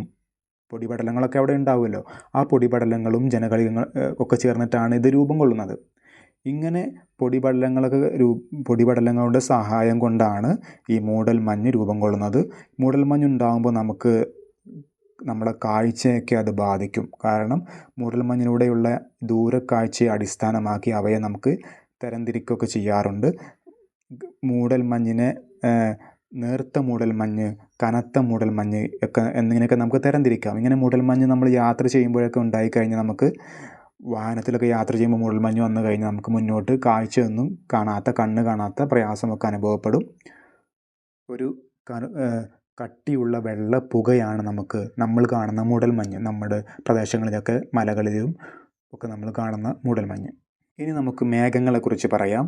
അന്തരീക്ഷത്തിലെ നേർത്ത പൊടിപടലങ്ങളെ കേന്ദ്രീകരിച്ച് ഘനീകരണം നടക്കുന്നതിലൂടെയാണ് മേഘങ്ങൾ ഉണ്ടാകുന്നത്. അന്തരീക്ഷത്തിലെ വളരെ ചെറിയ പൊടിപടലങ്ങൾ ജലകണികകളുമായി ചേർന്നിട്ടാണ് മേഘങ്ങൾ രൂപം കൊള്ളുന്നത്. ഇത്തരത്തിൽ രൂപം കൊള്ളുന്ന ജലകണികകളുടെ വലുപ്പം 0.001 സെൻറ്റിമീറ്ററിലും താഴെയാണ്. അഥവാ വളരെ ചെറുതാണ്. അതിനാലാണ് അവ എന്ത് ചെയ്യുന്നത്, അന്തരീക്ഷത്തിൽ ഇങ്ങനെ തങ്ങി നിൽക്കുന്നത്. ഇനി മേഘങ്ങൾ നമുക്ക് തരംതിരിക്കാം. മേഘങ്ങളെ രൂപത്തിൻ്റെയും അത് രൂപീകൃതമാകുന്ന ഉയരത്തിൻ്റെയും എത്ര ഉയരത്തിലാണ് അത് രൂപീകൃതമാകുന്നതിൻ്റെ അടിസ്ഥാനത്തിൽ നമുക്ക് തരംതിരിക്കാം. പ്രധാനമായും 4 തരം മേഘങ്ങളാണുള്ളത്. ഒന്ന് സിറസ് മേഘങ്ങൾ, മറ്റൊന്ന് ക്യൂമുലസ് മേഘങ്ങൾ, മറ്റൊന്ന് നിംബസ് മേഘങ്ങൾ, മറ്റൊന്ന് സ്ട്രാറ്റസ് മേഘങ്ങൾ. ഇനി പല സമയങ്ങളിലും പല മേഘങ്ങൾ കൂടിച്ചേരുന്ന അവസ്ഥ ഉണ്ടാകാറുണ്ട്. അങ്ങനെ ഉള്ള അവസ്ഥകളാണ് സീറോ സ്ട്രാറ്റസ് മേഘങ്ങൾ, സ്ട്രാറ്റോ കുമുലസ് മേഘങ്ങൾ, ക്യുമുലോ നിംബസ് മേഘങ്ങൾ, നിംബോ സ്ട്രാറ്റസ് മേഘങ്ങൾ. ഈ പേര് കേട്ടാൽ നമുക്കറിയാം ഇതൊക്കെ 2 മേഘങ്ങൾ കൂടി ചേർന്നതാണ്. ഇനി മേഘങ്ങളുടെ പേരുകളും ചിത്രങ്ങളും നമുക്ക് കാണാം. ഒന്നാമത്തേത് സിറസ്. തെളിഞ്ഞ അന്തരീക്ഷസ്ഥിതിയിൽ വളരെ ഉയർന്ന വിതാനത്ത് അഥവാ ഉയർന്ന പ്രദേശത്ത് നേർത്ത തൂവൽ കെട്ടുകൾക്ക് സമാനമായി കാണുന്ന മേഘങ്ങളാണ് സിറസ് മേഘങ്ങൾ. അടുത്തത് നിംബസ് മേഘങ്ങൾ. താഴ്ന്ന വിതാനങ്ങൾ അഥവാ കുറച്ചുകൂടി താഴ്ന്ന പ്രദേശങ്ങളിൽ രൂപപ്പെടുന്ന ഒരു ഇരുണ്ട നിറത്തിലുള്ള മഴമേഘങ്ങളാണ് നിംബസ് മേഘങ്ങൾ. ഇതിൽ സാന്ദ്രമായ ജലകണികകൾ ധാരാളമുണ്ട്. അതുകൊണ്ട് സൂര്യപ്രകാശത്തെ കടത്തിവിടുന്നില്ല. അതുകൊണ്ടാണ് ഇരുണ്ട നിറം. നല്ല കട്ടിയുള്ള ജലകണികകൾ ഈ നിംബസ് മേഘത്തിലുള്ളത് കൊണ്ട് സൂര്യപ്രകാശം കടത്തിവിടുന്നില്ല. അതുകൊണ്ടാണ് അതിന് കറുപ്പ് നിറം. ഇനി മറ്റൊരു മേഘമാണ് ക്യൂമുലസ് മേഘം. ഉയർന്ന തോതിലുള്ള സംവഹന പ്രവാഹത്തിൻ്റെ ഫലം അഥവാ ഭൂമിയിൽ നിന്ന് ചൂട് മുകളിലേക്ക് പോകുന്നതാണ് സംവഹനം. അതിൻ്റെ ഫലമായി രൂപം കൊള്ളുന്ന പഞ്ഞിക്കെട്ടുകൾ പോലെയുള്ള മേഘങ്ങളാണ് ക്യുമുലസ് മേഘം. ഇവ ലംബദിശയിൽ കൂടുതൽ വ്യാപിക്കാറുണ്ട്. അഥവാ മുകളിലേക്ക് കുറച്ച് ഉയരമുണ്ടാകാറുണ്ട് ഈ മേഘങ്ങൾക്ക് എന്നാണ് പറയുന്നത്. മറ്റൊരു മേഘമാണ് സ്ട്രാറ്റസ് മേഘങ്ങൾ. ഇത് താഴ്ന്ന വിതാനങ്ങൾ അഥവാ താഴ്ന്ന പ്രദേശങ്ങളിൽ പാളികളായി രൂപപ്പെടുന്ന മേഘങ്ങളാണ്. ഇനി നമ്മൾ പറയുന്നത് വർഷണം എന്താണ്? വർഷണത്തെക്കുറിച്ചാണ് നമ്മൾ പറയുന്നത്. എന്താണ് വർഷണം? തുടർച്ചയായ ഘനീകരണത്തിലൂടെ മേഘങ്ങളിൽ ജലകണികളുടെ വലിപ്പം കൂടി വരുന്നു. അഥവാ തുടർച്ചയായി വായുവിൽ ജലാംശം കൂടുമ്പോൾ, ഘനീകരണം സംഭവിക്കുമ്പോൾ മേഘങ്ങളിൽ ജലകണികകളുടെ വലിപ്പം ഇങ്ങനെ കൂടിക്കൂടി വരും. അങ്ങനെ മേഘങ്ങളിൽ ജലകണികകൾ കൂടിക്കഴിഞ്ഞാൽ ഭാരം കൂടുന്നു. ഭാരം കൂടിയാൽ മേഘങ്ങൾ എന്താവും? മേഘങ്ങൾക്ക് അവിടെ നിൽക്കാൻ പറ്റാത്ത അവസ്ഥ വരുന്നു. അത് താഴേക്ക് പതിക്കുന്നു. അപ്പോൾ എങ്ങനെയാണ് താഴേക്ക് പതിക്കുക? താഴേക്ക് പതിക്കുമ്പോൾ അത് എങ്ങനെയാവും? ചിലപ്പോൾ മഴയായിട്ടാണ് പതിക്കുക, അല്ലെങ്കിൽ മഞ്ഞായിട്ടാണ് പതിക്കുക. അങ്ങനെ പല രൂപത്തിലാണ് മേഘങ്ങൾ താഴേക്ക് പതിക്കുക. അപ്പോൾ എങ്ങനെയാണ് താഴേക്ക് പതിക്കുന്നതെന്ന് ചോദിച്ചു കഴിഞ്ഞാൽ, ഗുരുത്വാകർഷണത്തെ പ്രതിരോധിക്കാൻ കഴിയാത്ത അത്ര വലിപ്പം വന്നു കഴിഞ്ഞാൽ ജലകണികകൾ മേഘങ്ങളിൽ നിന്നും മോചിപ്പിക്കപ്പെടുകയും വ്യത്യസ്ത രൂപത്തിൽ താഴേക്ക് ഭൂമിയിലേക്ക് പതിക്കുകയും ചെയ്യുന്നു. ഇതാണ് വർഷണം. അപ്പോൾ വർഷണത്തിന് വിവിധ രൂപങ്ങളുണ്ട്. ഒന്ന് മഴ, മറ്റൊന്ന് മഞ്ഞുവീഴ്ച, 3 ആലിപ്പഴ വീഴ്ച, താഴേക്ക് വീഴ. അതാണ് വർഷണം. ഇനി മഴയെക്കുറിച്ച് നമുക്ക് പറയാം. ജലത്തുള്ളികളായി നമുക്ക് കൂടുതൽ അനുഭവപ്പെടുന്ന വർഷണരൂപമാണ് മഴ. അഥവാ മേഘങ്ങളിലെ ജലാംശം വർദ്ധിക്കുകയും അങ്ങനെ ജലാംശത്തിന് ഭാരം കൂടുകയും ഭാരം കൂടുമ്പോൾ ജലാംശം മേഘത്തെ വിട്ട് താഴേക്ക് വീഴുകയും ചെയ്യുന്നു. അതാണ് മഴ. 2 മഞ്ഞുവീഴ്ച. മഞ്ഞുവീഴ്ച ശൈത്യകാലാവസ്ഥയുള്ള മഞ്ഞുള്ള പ്രദേശങ്ങളിലും മിതോഷ്ണ കാലാവസ്ഥാ പ്രദേശങ്ങളിലെയും ശൈത്യകാലത്തും അന്തരീക്ഷ താപനില 0°C താഴെയാകുമ്പോൾ അവിടെ എങ്ങനെയാണ് വർഷണം സംഭവിക്കുന്നത്? നേർത്ത മഞ്ഞിൻ്റെ ചെറിയ ചെറിയ കട്ട രൂപത്തിലാണ് ഉണ്ടാകുക. അതാണ് മഞ്ഞ് വീഴ്ച. അതാണ് നേർത്ത ഹിമപരൽ എന്ന് പറഞ്ഞാൽ മഞ്ഞിൻ്റെ ചെറിയ കഷ്ണങ്ങൾ. ഇനി എന്താണ് ആലിപ്പഴ വീഴ്ച? മേഘങ്ങളിൽ നിന്നും മോചിക്കപ്പെട്ട ജലകണികകൾ അന്തരീക്ഷത്തിൻ്റെ വിവിധ തലങ്ങളിൽ വെച്ച് ആവർത്തിച്ചുള്ള ഘനീകരണത്തിന് വിധേയമാകുന്നതിനാൽ പാളികളായി തണുത്തുറഞ്ഞ് മഞ്ഞുകട്ടകളുടെ രൂപത്തിൽ ഭൂമിയിൽ പതിക്കുന്നതാണ് ആലിപ്പഴ വീഴ്ച. അഥവാ മേഘങ്ങളിൽ നിന്നും ഭാരം കൂടുന്ന ജലകണികകൾ താഴേക്ക് വീഴുന്നു. താഴേക്ക് വീഴുമ്പോൾ അന്തരീക്ഷത്തിൻ്റെ വിവിധ പാളികളിൽ വെച്ച്, വിവിധ തലങ്ങളിൽ വെച്ച് അത് വീണ്ടും കട്ടയായി മാറുന്നു, ഘനീകരണം സംഭവിക്കുന്നു. അങ്ങനെ ഘനീകരണം അഥവാ കട്ടയാകുമ്പോൾ വീണ്ടും അത് തണുത്തുറഞ്ഞ് മഞ്ഞുകട്ടയായി മാറി മഞ്ഞുകട്ടയുടെ രൂപത്തിൽ താഴേക്ക് പതിക്കുന്നു. ചെറിയ ചെറിയ മഞ്ഞുകട്ടകളായി താഴേക്ക് പതിക്കുന്നതാണ് ആലിപ്പഴ വീഴ്ച എന്ന് പറയുന്നത്. അതിൻ്റെയൊക്കെ ചിത്രങ്ങളാണ് സ്ക്രീനിൽ കാണുന്നത്. മഴ, മഞ്ഞുവീഴ്ച, ആലിപ്പഴ വീഴ്ച. അപ്പോൾ മഞ്ഞുവീഴ്ചയാകുമ്പോൾ നേർത്ത ഐസ് കട്ടയാവും ഉണ്ടാവുക. എന്നാൽ ആലിപ്പഴ വീഴ്ചയാവുമ്പോൾ വളരെ കുറച്ചുകൂടി നമുക്ക് കാണാൻ പറ്റുന്ന വലിയ വലിയ രൂപത്തിലുള്ള മഞ്ഞുകട്ടകൾ ഉണ്ടാകും. ഇനി നമുക്ക് മഴയെക്കുറിച്ച് പഠിക്കാം. മഴ 3ആയി തരംതിരിക്കാറുണ്ട്. പർവ്വതമഴ, സംവഹന വൃഷ്ടി, ചക്രവാത വൃഷ്ടി. വൃഷ്ടി എന്ന് പറഞ്ഞാൽ മഴ എന്നാണ് ഉദ്ദേശിക്കുന്നത്. ഒന്നാമത്തേത് എന്താണ് പർവ്വതമഴ എന്ന് നമുക്ക് നോക്കാം. പർവ്വതമഴ എന്ന് പറഞ്ഞാൽ അതിന് ചിത്രമാണ് സ്ക്രീനിൽ കാണുന്നത്. കടലിൽ നിന്നും നീരാവി പൂരിതമായ കാറ്റ് കരയിലേക്ക് പ്രവേശിക്കുന്നു. അഥവാ നീരാവി നിറഞ്ഞ കാറ്റ് കരയിലേക്ക് പ്രവേശിക്കുന്നു. ആ കാറ്റ് പർവ്വതത്തിൻ്റെ ചെരിവുകളിൽ തട്ടിയിട്ട് ഉയരുന്നു. അങ്ങനെ മുകളിലേക്ക് നീരാവിയുള്ള ഈ കാറ്റ് മുകളിലേക്ക് ഉയർന്നു പോകുന്നു. അങ്ങനെ ഉയർന്നു പൊങ്ങി അത് ഘനീകരണം സംഭവിച്ച് എന്തായി മാറുന്നു? മേഘമായി മാറുന്നു. ആ മേഘങ്ങൾ പർവ്വതത്തിൻ്റെ താഴെ ഭാഗങ്ങളിൽ മഴയായി പെയ്തിറങ്ങുന്നതാണ് പർവ്വതമഴ എന്ന് പറയുന്നത്. ഇനി കാറ്റിന് അഭിമുഖമായ വശങ്ങളിൽ കൂടുതൽ മഴ ലഭിക്കുമ്പോൾ മറുവശങ്ങളിൽ താഴ്ന്നിറങ്ങുന്നത് വരണ്ട കാറ്റാണ്. ആ കാറ്റിൽ ജലാംശമില്ല. അതുകൊണ്ട് അവിടെ മേഘങ്ങൾ ഉണ്ടാകുന്നില്ല, അവിടെ മഴ ലഭിക്കുന്നില്ല. അത്തരം പ്രദേശങ്ങൾ നമുക്ക് മഴ നീയൽ പ്രദേശങ്ങൾ എന്ന് വിളിക്കാം. ഈ കാരണം കൊണ്ടാണ് കേരളത്തിൽ തെക്കു പടിഞ്ഞാറൻ മഴ ശക്തമായി പെയ്യുമ്പോൾ അയൽ സംസ്ഥാനമായ തമിഴ്നാടിൻ്റെ പടിഞ്ഞാറൻ ഭാഗങ്ങളിലൊക്കെ മഴ കുറയാൻ കാരണം. ഇനി പറയുന്നത് എന്താണ് സംവഹന വൃഷ്ടി? രണ്ടാമത്തെ മഴയാണ് സംവഹന വൃഷ്ടി. ചിത്രം നോക്കാം. ചിത്രത്തിൽ കാണുന്നുണ്ട് സംവഹന വൃഷ്ടി. ഉഷ്ണകാലത്ത് അഥവാ ചൂടുകാലത്ത് ഉച്ചതിരിഞ്ഞുള്ള സമയങ്ങളിൽ ഉച്ചയ്ക്ക് ശേഷം സംവഹന പ്രക്രിയയിലൂടെ അഥവാ ഭൂമിയിൽ നിന്ന് വായു മുകളിലേക്ക് പോകുന്നതാണ് സംവഹനം. ആ പ്രക്രിയയിലൂടെ ഉണ്ടാകുന്ന മഴയാണ് സംവഹന വൃഷ്ടി. സാധാരണയായി ഉച്ചതിരിഞ്ഞ് ഒരു 4 മണിയാകുമ്പോഴാണ് ഈ മഴ സംഭവിക്കുന്നത്. കൊണ്ട് തന്നെ ഇതിനെ 4 മണി മഴ എന്നും വിളിക്കാറുണ്ട്. ചിത്രം നോക്കിയാൽ മനസ്സിലാവും. നേരെ അന്തരീക്ഷ വായു മുകളിലേക്ക് നേരെ കുത്തനെ ഉയരുന്നു. അത് മേഘങ്ങളായി മാറുന്നു. താഴേക്ക് മഴയായി പെയ്യുന്നു. മറ്റൊരു മഴയാണ് ചക്രവാത വൃഷ്ടി. ഒരു ചക്രവാത വ്യവസ്ഥയിൽ അഥവാ ഒരു കാറ്റിൻ്റെ വ്യവസ്ഥയിൽ, ഒരു ചുഴലിക്കാറ്റിൻ്റെ വ്യവസ്ഥയിൽ ഉഷ്ണവായുവും ശീതവായുവും കൂടിച്ചേരുമ്പോൾ ഭാരം കുറഞ്ഞ ഉഷ്ണവായു മുകളിലേക്ക് പോകുന്നു. തുടർന്ന് അത് കട്ട പിടിക്കുന്നു. അങ്ങനെ അത് മഴയ്ക്ക് കാരണമാകുന്നു. ഇതാണ് ചക്രവാത വൃഷ്ടി. ഈ ഉഷ്ണവായുവും ശീതവായുവും സംയോജിക്കുന്ന കൂടിച്ചേരുന്ന പ്രദേശങ്ങളെ വാതമുഖങ്ങൾ എന്നാണ് വിളിക്കുന്നത്. വാതമുഖങ്ങൾ, 2 കാറ്റുകൾ തമ്മിൽ കൂടിച്ചേരുന്നതിനെയാണ് വാതമുഖങ്ങൾ എന്ന് പറയാം, ആ പ്രദേശങ്ങളെ. അതിനാൽ ഇത്തരം മഴയെ വാതമുഖ മഴ എന്നും വിളിക്കാറുണ്ട്. ചിത്രം നോക്കിയാൽ നമുക്ക് മനസ്സിലാവും. ശീതവായു വരുന്നു, ഉഷ്ണവായു വരുന്നു. ശീതവായു കനമുള്ളതുകൊണ്ട് മുകളിലേക്ക് പോകുന്നില്ല, എന്നാൽ ഉഷ്ണവായു കനമില്ലാത്തത് കൊണ്ട് മുകളിലേക്ക് പോകുന്നു. അതങ്ങനെ മേഘത്തിന് രൂപീകരണത്തിന് കാരണമാകുന്നു. താഴേക്ക് മഴ പെയ്യുന്നു.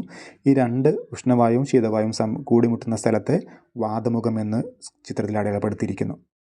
ഇനി പറയുന്നത്, നമുക്ക് ഈ ചാപ്റ്റർ നമ്മൾ ഏകദേശം എല്ലാ കാര്യങ്ങളും പറഞ്ഞു കഴിഞ്ഞു. ഇനി നമുക്ക് മനസ്സിലാക്കേണ്ട കുറച്ച് കാര്യങ്ങളാണ്. ഒന്ന്, നമ്മുടെ ജീവഗ്രഹമായ നമ്മുടെ ഭൂമിയിലെ സകല സ്പന്ദനങ്ങളും എല്ലാ കാര്യങ്ങളും നിലനിൽക്കുന്നത് സൂര്യനുള്ളത് കൊണ്ടാണ്. സൂര്യനാണ് എല്ലാത്തിൻ്റെയും അടിസ്ഥാനം. സൂര്യനില്ല എങ്കിൽ ഭൂമിയിൽ ജീവനില്ല. രണ്ടാമത്തെ പോയിന്റ്, ഭൂമിക്ക് ഒരു സ്വാഭാവിക താപസന്തുലന സംവിധാനമുണ്ട്. താപം തുല്യമായി നിലനിർത്താൻ, സമമായി നിലനിർത്താൻ ഭൂമിക്ക് ഒരു സംവിധാനമുണ്ട്, നമ്മൾ പറഞ്ഞു കഴിഞ്ഞതാണ്. മറ്റൊരു പോയിന്റ്, അന്തരീക്ഷത്തിലെ ഘടക സംരചനയിൽ ത്വരിത മാറ്റമുണ്ടാകുന്നതിലൂടെ താപസന്തുലനം സാധ്യമാകാതെ വരുന്നു. അപ്പോൾ അന്തരീക്ഷത്തിൽ എന്തെങ്കിലും അവസ്ഥയിൽ ഘടക സംരചന എന്ന് പറഞ്ഞാൽ അന്തരീക്ഷത്തിലെ ഘടകങ്ങളുടെ അവസ്ഥയിൽ എന്തെങ്കിലും മാറ്റം, പെട്ടെന്നുള്ള മാറ്റം ഉണ്ടാക്കിയാൽ താപം ഇവിടെ ക്രമമായി നിൽക്കില്ല. അഥവാ നമ്മൾ മരങ്ങൾ വെട്ടി നശിപ്പിക്കുക, അതുപോലെ കാർബൺ ഡൈ ഓക്സൈഡ് ധാരാളമായി പുറന്തള്ളുക, അങ്ങനെയൊക്കെ ചെയ്തു കഴിഞ്ഞാൽ ഇവിടെ മാറ്റങ്ങൾ അന്തരീക്ഷത്തിൽ താപം കൂടാനൊക്കെ കാരണമാകും. അടുത്ത പോയിന്റ്, സ്വാഭാവികവും മനുഷ്യജന്യവുമായ കാരണങ്ങൾ കൊണ്ട് കാലാവസ്ഥയിൽ മാറ്റമുണ്ടാകാറുണ്ട്. കാലാവസ്ഥ സ്വാഭാവികമായി മാറാറുണ്ട്, പക്ഷേ മനുഷ്യൻ്റെ പല ഇടപെടൽ കൊണ്ടും കാലാവസ്ഥ മാറും. മനുഷ്യന് മരങ്ങൾ നശിപ്പിക്കുന്നു, മനുഷ്യൻ പ്ലാസ്റ്റിക് കത്തിക്കുന്നു, അങ്ങനെ പല കാരണം കൊണ്ടും കാലാവസ്ഥ മാറും. അതുപോലെ അവസാനത്തെ പോയിന്റ്, അശാസ്ത്രീയവും അഥവാ കൃത്യമല്ലാത്തതും പരിസ്ഥിതിക്ക് അനുയോജ്യമല്ലാത്തതുമായ മനുഷ്യൻ്റെ ഇടപെടലുകൾ നിയന്ത്രിച്ചുകൊണ്ട് നമുക്ക് അന്തരീക്ഷത്തിൻ്റെ ശരിയായ സന്തുലനം, നല്ല രീതിയിലുള്ള നിലനിൽപ്പ് നമുക്ക് എന്ത് ചെയ്യണം, ആവശ്യമാണ് എന്നാണ് പറയുന്നത്. അപ്പോൾ ഇത്രയും കാര്യങ്ങളാണ് ഈ അധ്യായത്തിൽ പറയാനുള്ളത്. നിങ്ങൾക്ക് ക്ലാസ് ഇഷ്ടപ്പെട്ടെങ്കിൽ കൂട്ടുകാർക്ക് ഷെയർ ചെയ്യുക. നിങ്ങളുടെ ചോദ്യങ്ങളോ അഭിപ്രായങ്ങളൊക്കെ ഉണ്ടെങ്കിൽ കമൻറ്റായി രേഖപ്പെടുത്തുക.